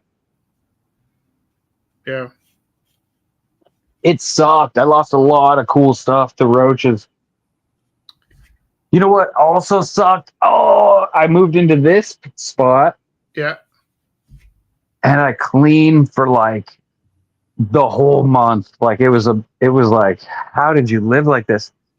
How did I pay a damage deposit here? It was absolutely bonkers.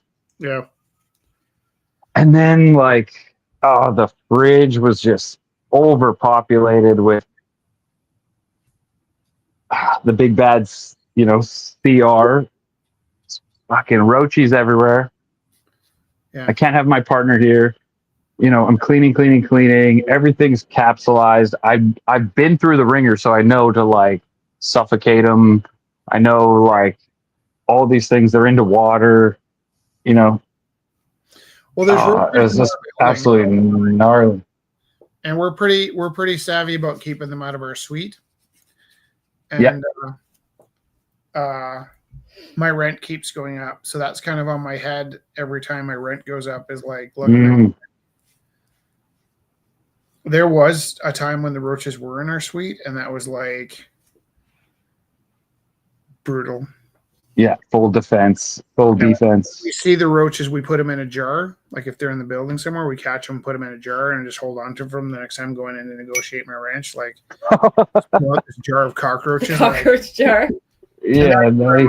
Like, here's 5 phone numbers, all for programmers at the CBC, and I think that you need to be treating people better. But I also feel like that's where I get my power from too. Is like when I'm arguing for myself, I don't seem to get anywhere. But when I explain to them, like I'm arguing for these people here that are next to me that might not argue for themselves, like my voice, my register goes up.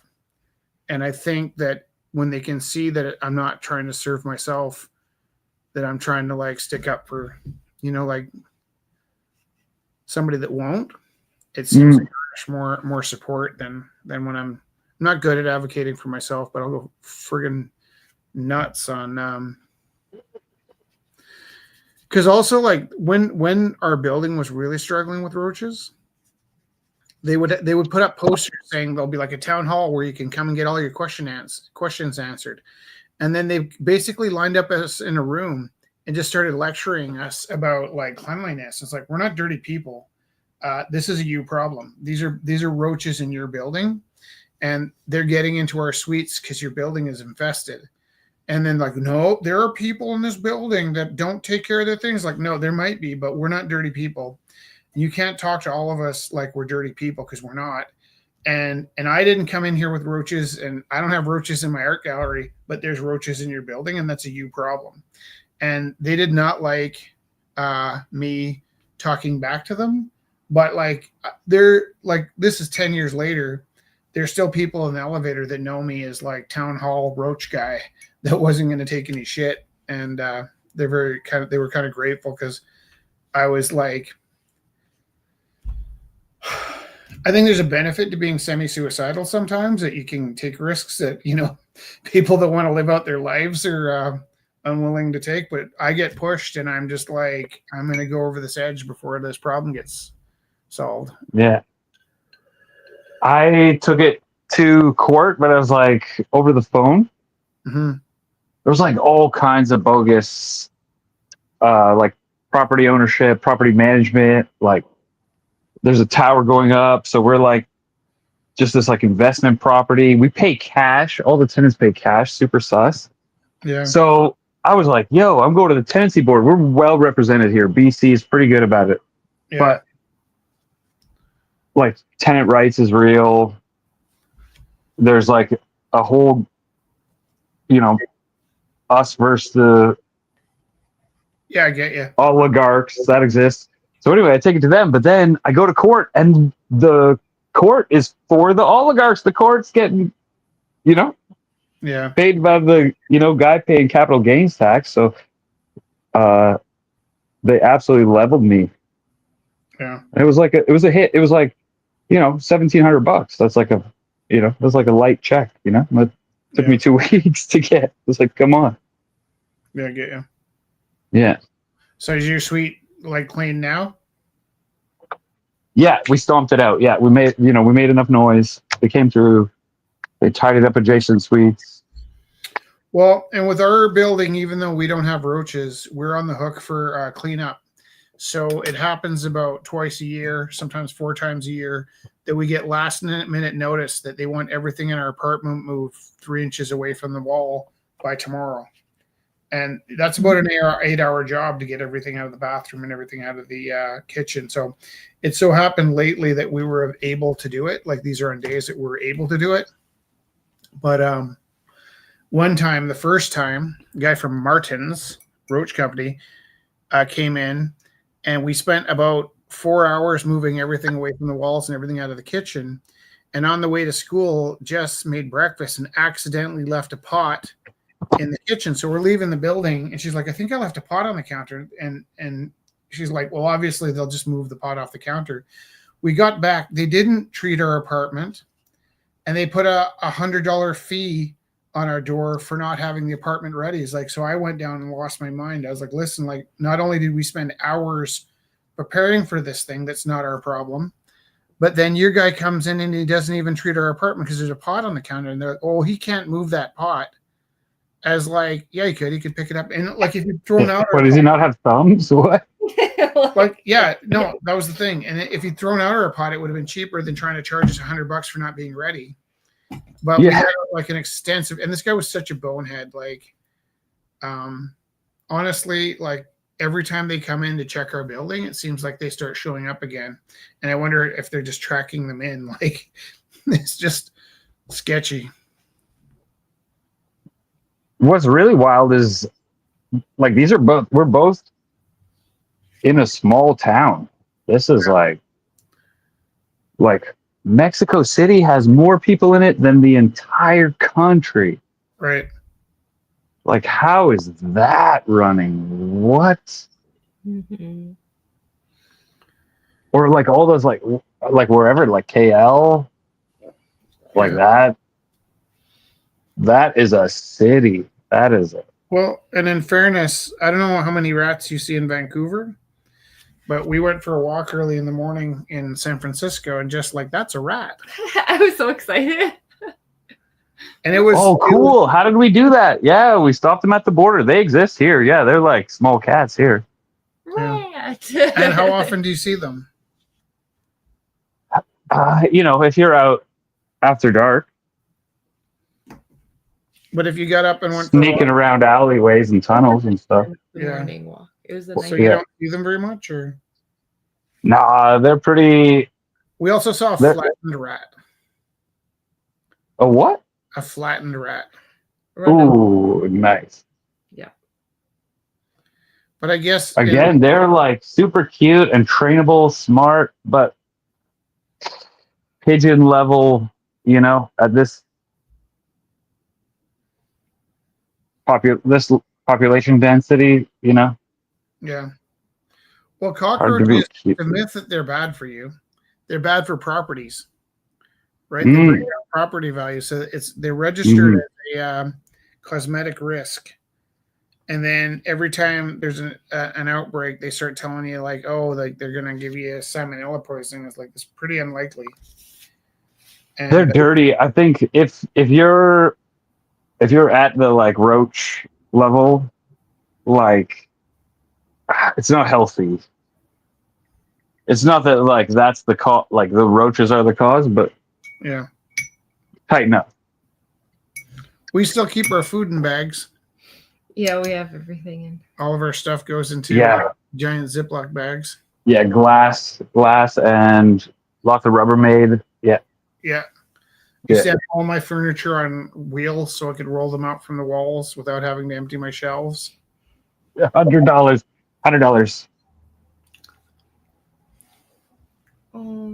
Felix hand. Why did you say Felix? It's like. Oh, I wanted to compliment Felix's hair on your guys' trip. Yeah. He's so cute. Yeah, I'm so jealous.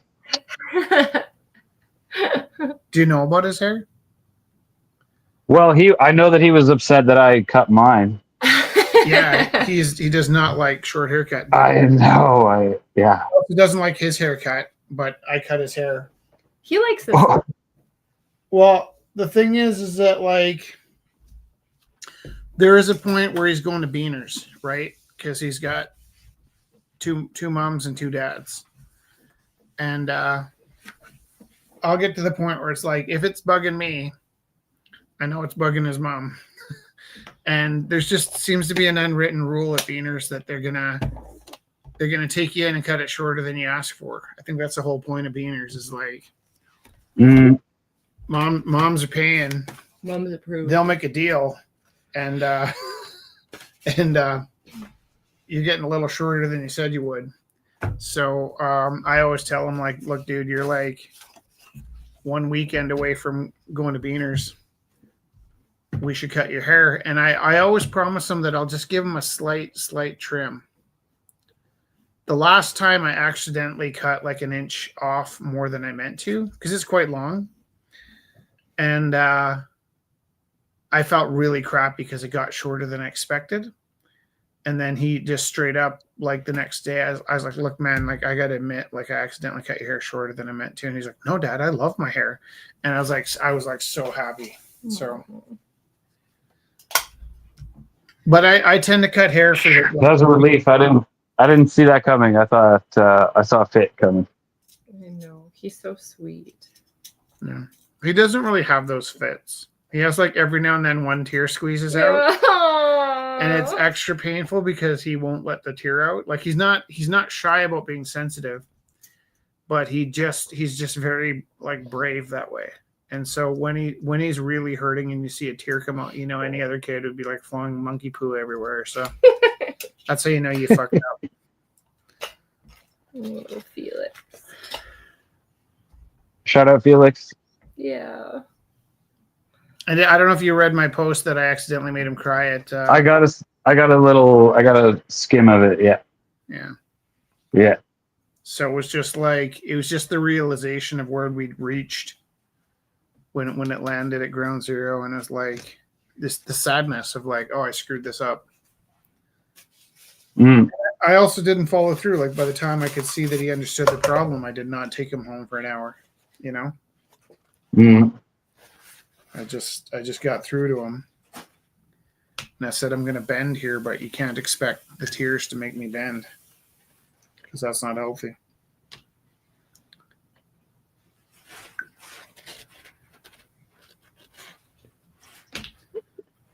I blew up a vacation once. Yeah. Yeah, but it wasn't like temper or anything. It was like a medical emergency. Oh yeah. Yeah, I caught a lacrosse ball in the teeth, Oh, shit. and there was like blood everywhere, teeth dangling by roots. So Everybody was like scared and nervous. did you save the teeth? Oh no! I got half of them. I don't know what that means. Like, So like, let's say 2 of my teeth got bricked. They stitched one back on, and the other's a veneer. has that ever caused more problems? Is that like a reoccurring thing you got to deal with? Just my own temperament. Yeah, What do you like, mean by that? well, we didn't make it, and there was like, Okay. I had issues with my kid brother. We didn't complete the thing, so like the photo album is incomplete. Like, we made this decision because of me, and did I like take advantage? I don't know. So, it wasn't a discipline issue, but I did like cause a rift in the space time. I was more wondering about your teeth, like what happens afterwards with you, like because Jess just got a tooth out. She's like hillbilly smile, and Thanks. you're welcome. But like they sawed a piece of her skull out to get the rest of the mass out because I guess she had a filling she didn't need a lifetime ago, and then on top of this filling, she ended up getting an infection because of the filling that she didn't need.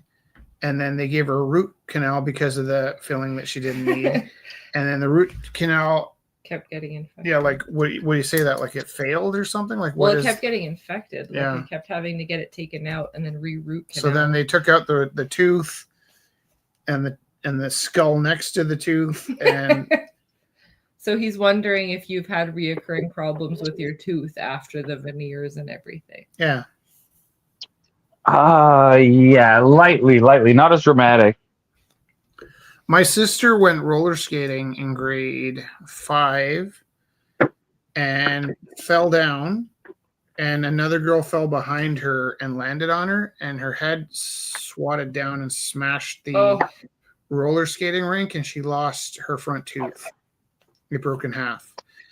And so then we went to the dentist and they replaced half of that tooth.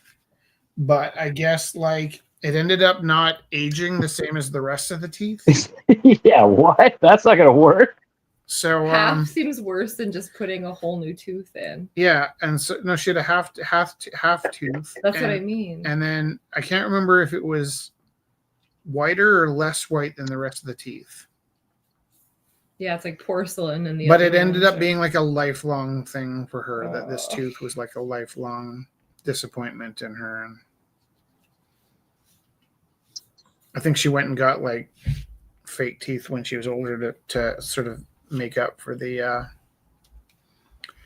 discoloration in the teeth. But I don't know anything about that. I've been lucky with my back and my teeth. I haven't had any problems there. I'd like to do veneers tastefully, not like some like new Hollywood. But the veneer is nice. Like I cannot complain about the veneers. Super nice.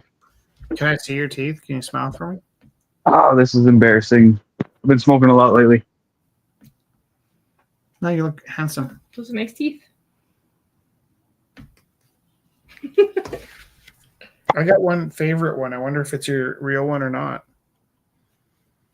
Oh, you know which one it is? I got a favorite tooth. It's that one. It's that bright one. You can see it. Come back and show me. I'll be more still. Yeah. Yeah. Okay. Put your fingers on one of your teeth. That's my favorite tooth. That's Is that okay? That I like your fake tooth? awesome. That's what I'm saying is that they did such a good job. That's like a nice color. Yeah. So, but if you could do that without like looking like such new money, you know, it's like, oh, Like I comedic. finally got a check. Yeah, yeah. My grandmother was 18. They pulled all her teeth and gave her dentures. Times are changing. Like this veneer situation. Apparently, It's that was nice. very normal back then. That was like everybody was doing it. Dentures. Yeah, yeah. The denture game, the whole dental game. What a racket! My dental hygienist was pushing really hard on my teeth, and I just asked her, like, do they ever come out? She's like, yeah, sometimes. And I was like, what the hell? And then she told me that there was a guy that got like speed Invisalign off the TV. And late night. Yeah. Oh, Cleaning his teeth, and they started coming out because if you don't do Invisalign properly, it just loosens up your teeth and they fall out of your head. And so then they went and had to put a bunch of fake teeth in his mouth to make up for this his teeth coming out while she's cleaning them. Which is funny because Jess and I like switched appointments one day. And ever since we've had like the different dental hygienists, like I used to have what's your dental hygienist's name? Do you know her name? No. But she's got kids and she always tells you about her. Well, no. She's My last dental hygienist was a different one because I had to go in emergency. But you know what and I she mean. told me my shoes were too expensive because I was going to have to pay a lot for my tooth.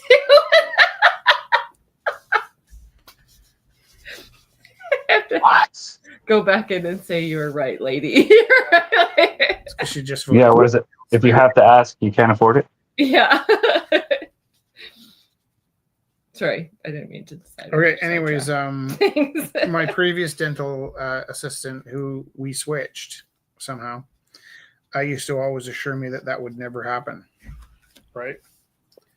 And I would say things like, "Hey, so like, have you ever like just pushed on a tooth and it came out?" She's like, "Well, if that's going to happen, you get way bigger problems than the dental cleaning." We're gonna send you to a cardiologist. Yeah, something like that. Maybe get you some vitamin C. You have scurvy.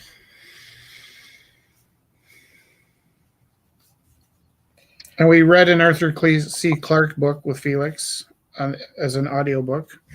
That was really nice. Reading some of my favorite books with my 12-year-old. Yeah, that made the trip really nice. He would have some game time on his own with his headphones, and then we'd listen to some chapters of the sci-fi book together, and then it was good balance. Yeah. It's like good balance between us, actually. How good is a road trip? It's really good. It was really nice. It was saying like when you're like working and then I couldn't even imagine having that freedom to just drive. And then when you're in the midst of the driving and it's like, I don't have a home right now. Like I need, like when we were trying to find a hotel room, it was like, oh my God, like this is stressful. And then to get home is like a relief. It's kind of. Can I just point out, I never once said, oh my God, when we're looking for the room. I did in my head. No, you said it out loud. You could like you said it out loud. Sleep anywhere. Like I am totally privileged that I assume that I have a hotel room. Like that is a privilege. And whereas I was like, worst case scenario, I just won't stop driving. Yeah, we'll just keep driving until we find one. So that is totally privileged position. It's I guess a privilege that I can drive all night. I guess because I maybe if I in it. And also it's a privilege that I don't have the same like risks as you. Like You know, Right. we pull into the Like I wouldn't pull car over. lot and the truckers are all licking their lips. And, I wouldn't pull over, but I think I could drive if it was like a serious situation. I could probably keep driving. Yeah. But like, I just wanted it to be nice. So I was like, Yeah. I don't want. But then the screaming you did wasn't nice. No. But then we left that town. And We left the town and I went back to We weren't Jesse. possessed. You could actually see We weren't possessed the possession anymore. leaving her when I'm better now. The possession's gone. well, and then I just left that space and I'm like, I think that place was like possessed. And I looked it up on the internet and it was 100% possessed. Like I left with the feeling of that wasn't us. Yeah. Which is I'm grateful. Yeah. Those are like possibly like ley lines, like I think so. like the chakras I on the don't know what earth. that Yeah? is, but it makes sense to me, I think. Say that again. Yeah, there's like chakras on the planet, Yeah. and so there are these. Where did you learn Whew, I could tell you, but I think I understand you wouldn't believe me. Yeah, so like all these like if you said epic. I told you I'd believe you, what part wouldn't I believe? Oh, I don't know. Hallucinogens taught me. What is okay, gotcha. Yeah. No, that makes sense. So there's like. By the way, I don't have anything against you going on a vision quest if you think I'm judgy that way. Because I'm not. I just don't go on vision quests because No, I appreciate you. It's just your channel. I don't know how far to take it. take it as far as you want. We don't even care if we get kicked off anymore. And then we'll just video call on Wednesdays and just hang out. Yeah. Yeah. No. Oh, really. okay. So these ley lines exist. So like you could like, from Machu Picchu to the Himalayas is like a line. And Okay. like from Stonehenge to, Lake Victoria or whatever, there's a line, and they're like, so there's like. Okay, can I tell you why I have no problem buying into this and actually sort of intuitively when you said ley lines made a lot of sense. Yeah, boom, you just agreed with me. I always imagined the world. Well, this is like you're confirming something that I've always kind of envisioned, right? And it's not a concept that I picked up or heard. It's like a visual image I have in my head of how I think the world works. And the way I would describe it is, you know how like a rubber band ball looks? Mm-hmm. If a rubber band ball that was all crisscrossing lines like that was instead of covered in like overlapping rubber bands, more like the gutters in a bowling alley. If there was like this ball and then it had these trenches that go this way and this way and this way and this way, and it's like you fall in this trench and now that's your loop, right? But then your trench is going to cross other people's trenches, and that's how you end up like going to LA and running into somebody you work with in a back alley 2,500. Whoa, cool. Yeah. And that's just how I've described that my whole life, is just this vision I have in my head of these like trenches that we get into and how we're all on different paths, and some people's trenches line up with other people's trenches. And I remember explaining this to my friend Matthew once, and he said, that's really weird because I don't believe that, but I just read about it. And he said that he'd read this theory that if you went and hid in a cave in the woods in Kananaskis, eventually everyone you've ever known would come see you there. And I thought that's crap because no, he said if you stay in the same place long enough, eventually everyone you've ever known will come past you. And I thought, well, that doesn't work because what if you were in the woods in Kananaskis or something? And he'd gone on to say, no, like the theory is that they'd be drawn out to Kananaskis to see you. And my teenage brain thought that sounded like crap, but then the next, adult life proved me completely wrong. That you can almost count on those ley lines bringing you together sometimes, Right. I mean, this is kind of, we're kind of reaching like like those like Donnie Darko tubes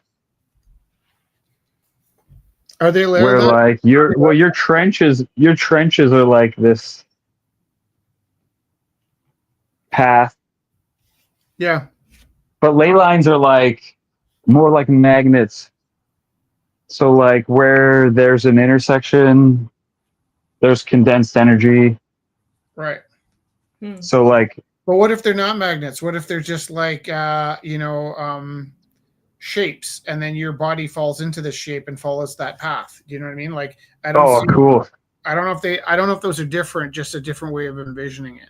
Yeah, totally. Like when And I'm I- not correcting you. I'm just saying, like, maybe I'm not Yeah. explaining my trenches properly. yeah, I use magnets a lot. I say magnet. I meant like more. It's more like field driven. Yeah. Yeah. Or like,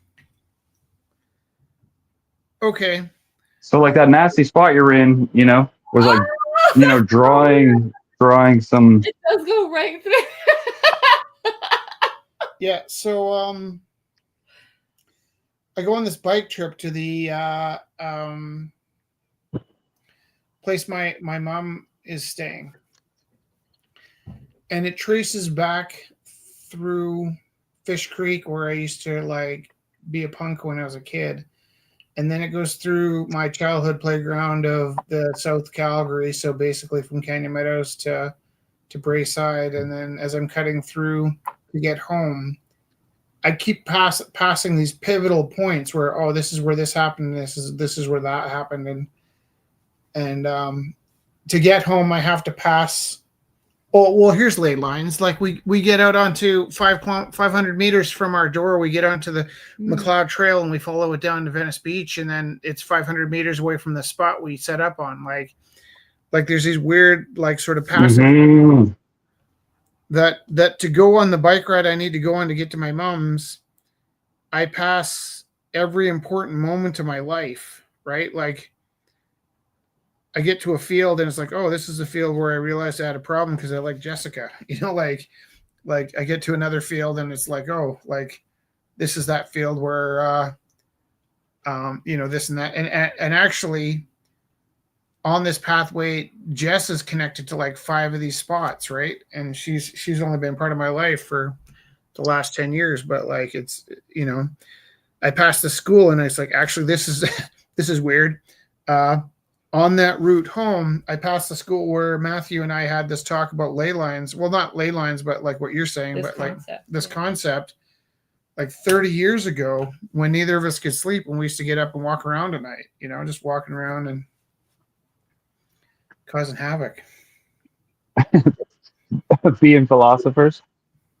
Yeah. Cool. Ley lines is a cool idea. Are we on a ley line? You know how I think so, or at least what's that town just outside of Edmonton? Camrose? Yeah. Yeah, Camrose is a magnet. Yeah, I don't know. That might be. Hey, I have another question. There's a kind of there used to be, I don't know if there still is, on the Highway 1, there is like a spot that used to be a gas station that's really turned into a graffiti museum. Oh, cool. Yeah, I know the one. Yeah. Does that have a name amongst your contemporaries? I think it does, and like, even if I knew, I wouldn't tell you, but I actually don't remember. Okay. There's a building because I don't know that I would be like dry snitching, or like as soon as I said it, it would be police. It's like, right on but the I highway. but I don't know. Every time it's like this kind of Super like, obvious. Yeah. I don't know if it's still there, but it's been there the last, however. Oh, 2 decades. Yeah, with no attempt at cleaning up, and no, nothing. It's kind of like you just got to assume that the community said, "Here's a safe place to let kids play." But there's one like that in Baker, and equally like just I have pictures of it actually. And then so I wonder if you like sometimes go on these pilgrimage looking for these like spots that are like destinations and just really authentic, right? Like sometimes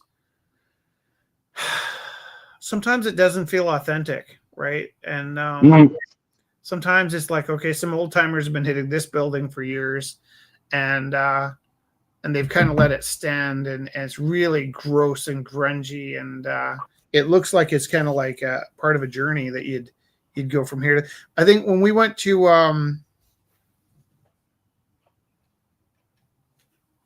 where was it? It might have been like Chicago or something. It might be LA. Might be one time when we were in LA. Yeah, I think it might have been in LA. Like some of your notorious friends are either writing for each other or they just went right before us because like we're seeing like free bowler signs up in LA.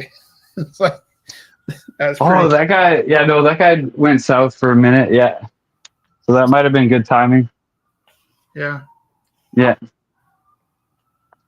Yeah. It's cool to see, you know, yeah. Going to another city and seeing local graffiti, right? And then kids Right. who thought might have been locals might live somewhere else. Or like in my case, I'm just really good at tracking. So I started to notice a lot of the neighborhoods that the graffiti kids lived in because I know if you're hitting Ross Carrick, you know, 300 tags versus like one in Marlboro, pinpointed where you live. And that's where that one fella came into the gallery one day, and I just recognized a piece of his tag, and I offhandedly said, "Where'd you grow up?" And he said he went to Vincent Massey. I'm like, as soon as he said Vincent Massey, I was like, "You hit that station wagon." And there was quite a leap between Vincent Massey and the specific wood paneled station wagon that he hit. But we both knew exactly which station wagon it was, and it was just a super funny, kind of weird, awkward moment because it was probably the only station wagon. You were. What did you want a confession out of him? You weren't like coming down on him, right? No, he was just like, I was just like, he said Vincent this. Massey. Yeah. I'm like, I've seen this somewhere, and then we dropped it, and then he mentioned that funny stories. Oh, look at this. Go back to where you were just a second ago. Oh. Ready? Your Move leg. your knees. Your leg. Oh, hey. There we go. Run. Let's do some running. There we go. Oh, you got to move a bit. Move a bit. Forward. There we go. Yeah, no, I was not looking for a confession. We were connecting and we were talking about school, and then he said Vincent Massey. And as soon as he said Vincent Massey, it all just landed in my mind. I'm like, you hit that station wagon. And then he just lost it. He was laughing, but like kind of like weird laughing. Weird laughing. And I also wanted to buy that station wagon. Yeah, I remember being on the edge about it because, you know, my philosophy was if you say yes to any of it, you got to say yes to all of it. But then you were like, but a station wagon that I was interested in, you know, where do you draw the line? Well, because what happens is you say we're hitting everything because you're 13, and then you turn 16 and you go, we're hitting everything but cars, right? Yeah. And then you turn 18, well, we won't hit like apartment buildings, you know, and then you buy a house in the suburbs, like we won't hit houses in the suburbs anymore. And then like you're just hitting cube vans, and then your parents get like a bakery with their retirement money. Like we won't hit small businesses, and it's like there's a progression of empathy that grows. And and all of that's fine. Like that's fair. Yeah. Shut the gallery. All I want to do is go paint trains. I got some guys I can connect you. I probably just need to teach 5 more years and then go full villain. That's cool. This is a train town, you know? Yeah. Well, that was it's a train town, lots of spots. I got stuck behind a shit ton of trains in America. And there's a difference between the trains that come to Canada and the American trains, and they're different colors. But every now and then we'd see cars. I'm like, I see that on 9th Avenue every day. Like I think that'd be the real thrill of trains. It's just, you know, being on a road trip and seeing something that held up. Yeah, we were, you know, creating some mud, and these guys had a contest. They said, hey, whoever is on this line more wins, you know, whatever, 25-cent bet. Yeah. And he goes, one of mine. There's one of mine. That's 1-0. Oh, there's one of mine. Okay, we're square. Oh, there's another one of yours. Fuck you. Oh, there's one of mine. And you're like, where am I? Oh, I must have been tired. I didn't do the whole line. And I was listening to these guys like, what? Yeah. Random line? Are you calling out your own material on? I'm like, holy shit, how often do you guys do this? Yeah. It's a commitment. That's what I'm going to do with my life. It's a serious commitment. Sorry, Jess. I know. It's like you're taking a back seat to evenings will be taken. Well, and then so like last year or you go on lots of walks. The Alberta government decided all teachers are perverts. So they wanted us to have police checks, and we had to get police checks to get the jobs, and you have to do it every now and then. But just straight across the board, they wanted all the teachers to get police checks. And so I sent mine in. Jess and I are the letter T, and we had to wait till a certain month because they didn't want to overwhelm the police station. And our certain month was in like May, and then you waited 2 months. And then you got an email that you had to do something within 32 days or something. So we got our email in July, and we weren't working in July. So in September, we got back and found out that our police checks had been missed, right? And then so in September, we got an email saying you didn't do your police check and you've got till January or you're not teaching anymore. So it had taken like 3 months to get the police check the first time. And then they sent us like this confirmation while we're on summer. And everybody with the last name T had the same problem as us because we're on summer holiday, not checking emails. And then got back and realized, okay, well, it took 3 months to do this. I got 3 months left, and everything works out perfectly. I'll still have a job in January. But if it doesn't work out perfectly, I got to pay for my own sub. And so I was really stressing out. And then the next thing that happened was, when we applied for our police checks the first time, I had to send a photo of my birth certificate, which I don't think I had. Passport or something. I used my passport. And then, it was. I had to order a birth certificate because I didn't exist. And then I finally got a hold of my birth certificate. And then, so the second time I did my police report, they asked me where I was born. Well, like, I don't know where I was born. Like, I was a baby, and I wasn't really talking to my parents at the time. And my mom doesn't really speak anymore, and I wasn't speaking to my dad. So there I was guessing what hospital I was born in. And I guessed the Edmonton General, which it turns out where I was born. I only knew that because I read it in an article by Eric Vollmers, who must have checked somehow because he had this. I told him, he goes, where were you born? And just out of like, not really thinking about it, I said Calgary. And then he corrected it for me in the article. Rich Teru, born in Edmonton. I was like, how the hell does he know that? And but I had to guess what hospital I was born in. And then when I was waiting, my police check took forever to come in. I had two concerns. One, I didn't pass my police check because I couldn't confirm where I was born. And two, I have probably stopped about 12 fights downtown in the last 12 years that my name was recorded as part of the problem, meaning, two guys are pushing and shoving and I get in the middle and restrain them. And when the cops come, they take everybody's name and then they write the story down that these guys are fighting and this guy that runs the gallery held them apart. But I'm on file with my hands on people over and over again. So it's like, of course, like the two idiots that are fighting, they're not saying, oh, this fine gentleman brought us a can of Alphagetti and tried to get us to stop fighting. They're like, I'm this, and then this guy's doing this and whatever. So like, it's my word against their about why I kept showing up on these files. But I was pretty sure my name got recorded about 6 to 12 times for intervening. Again, I was like, you're fine.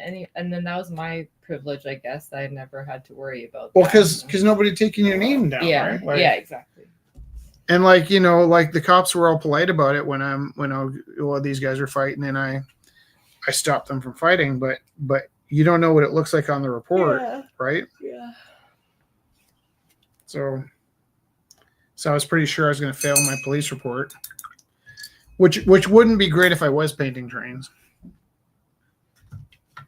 But that's what I want to do with my life. Like more so than showing in galleries.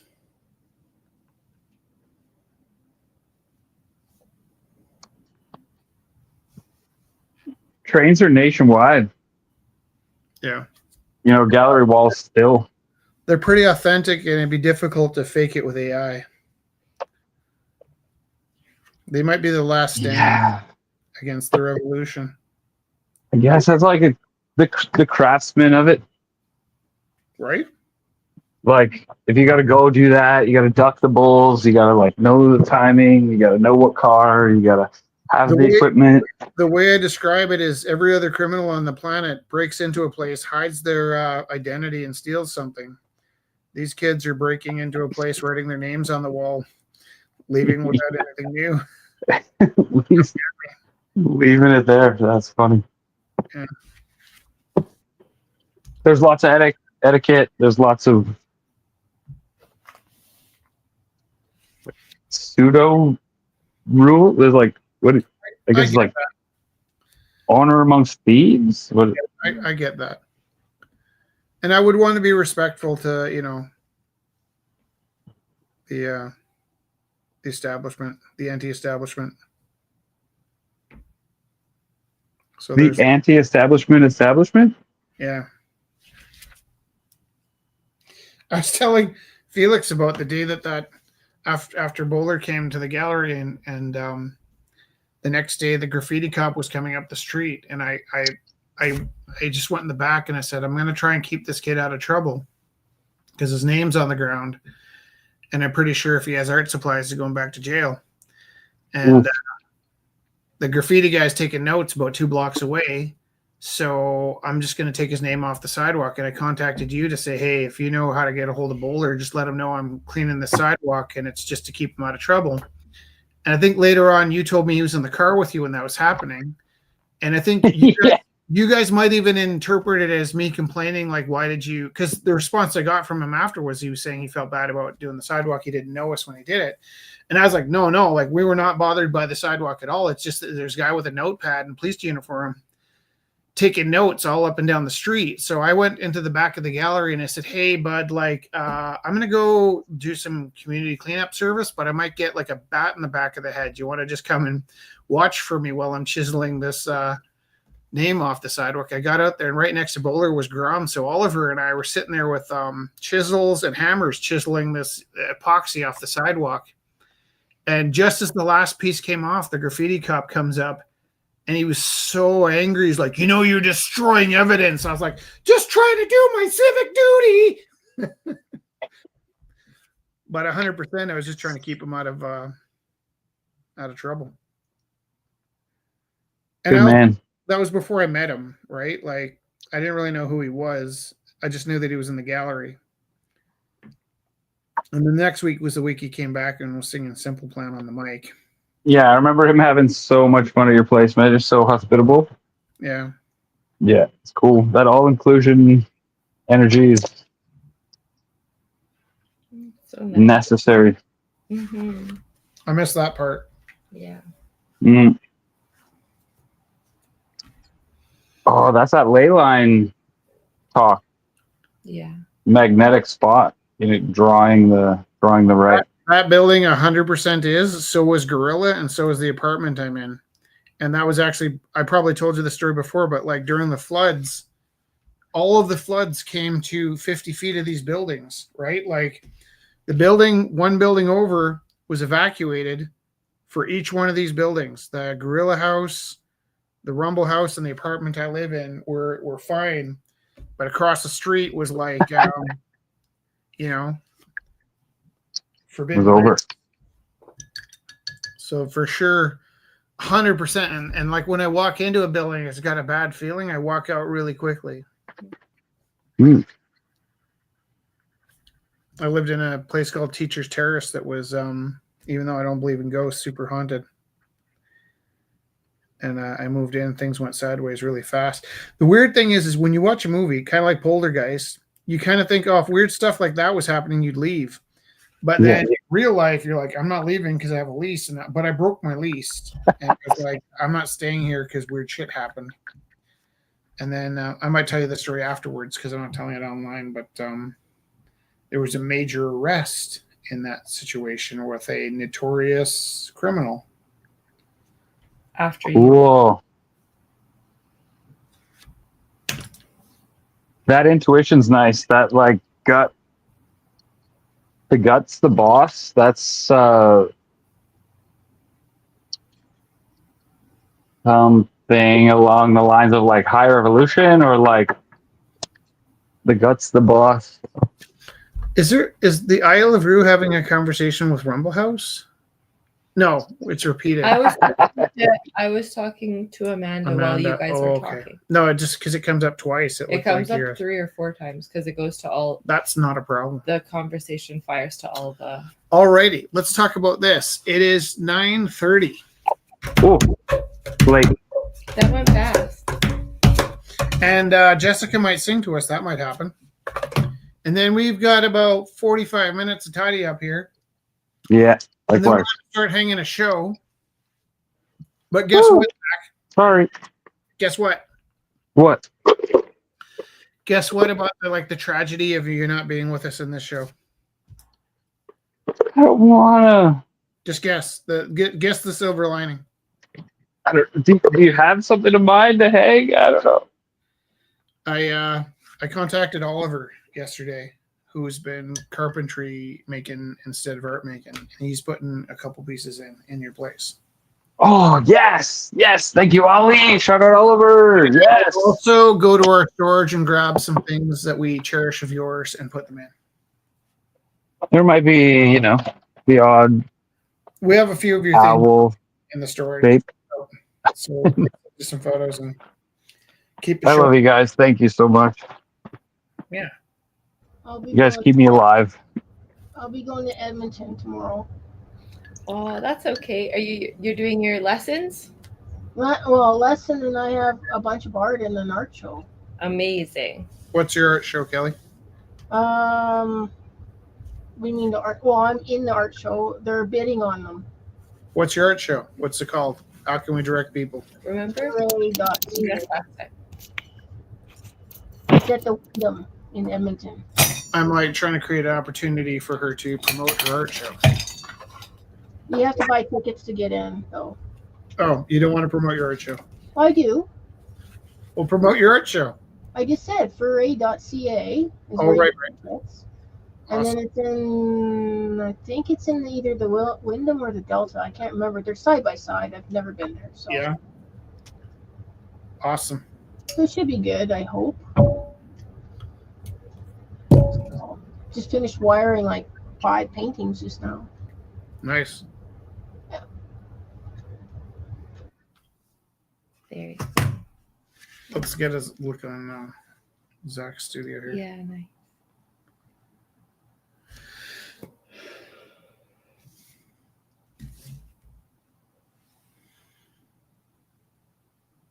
First there was Gorilla House, Then there was a Rumble House. Felix's voice has changed in the last few months since he recorded that. He recorded that at Christmas, and he's got a different voice now. Where no one tells us what to do. I had noticed that about Felix, actually. His voice had gotten a little bit deeper. He's doubled in size, too. He used to be 70 pounds, and now he's 130. Oh, there you go. Well, he's coming on to teenager years. Yeah. Look, it's Inception on the computer. Mm-hmm.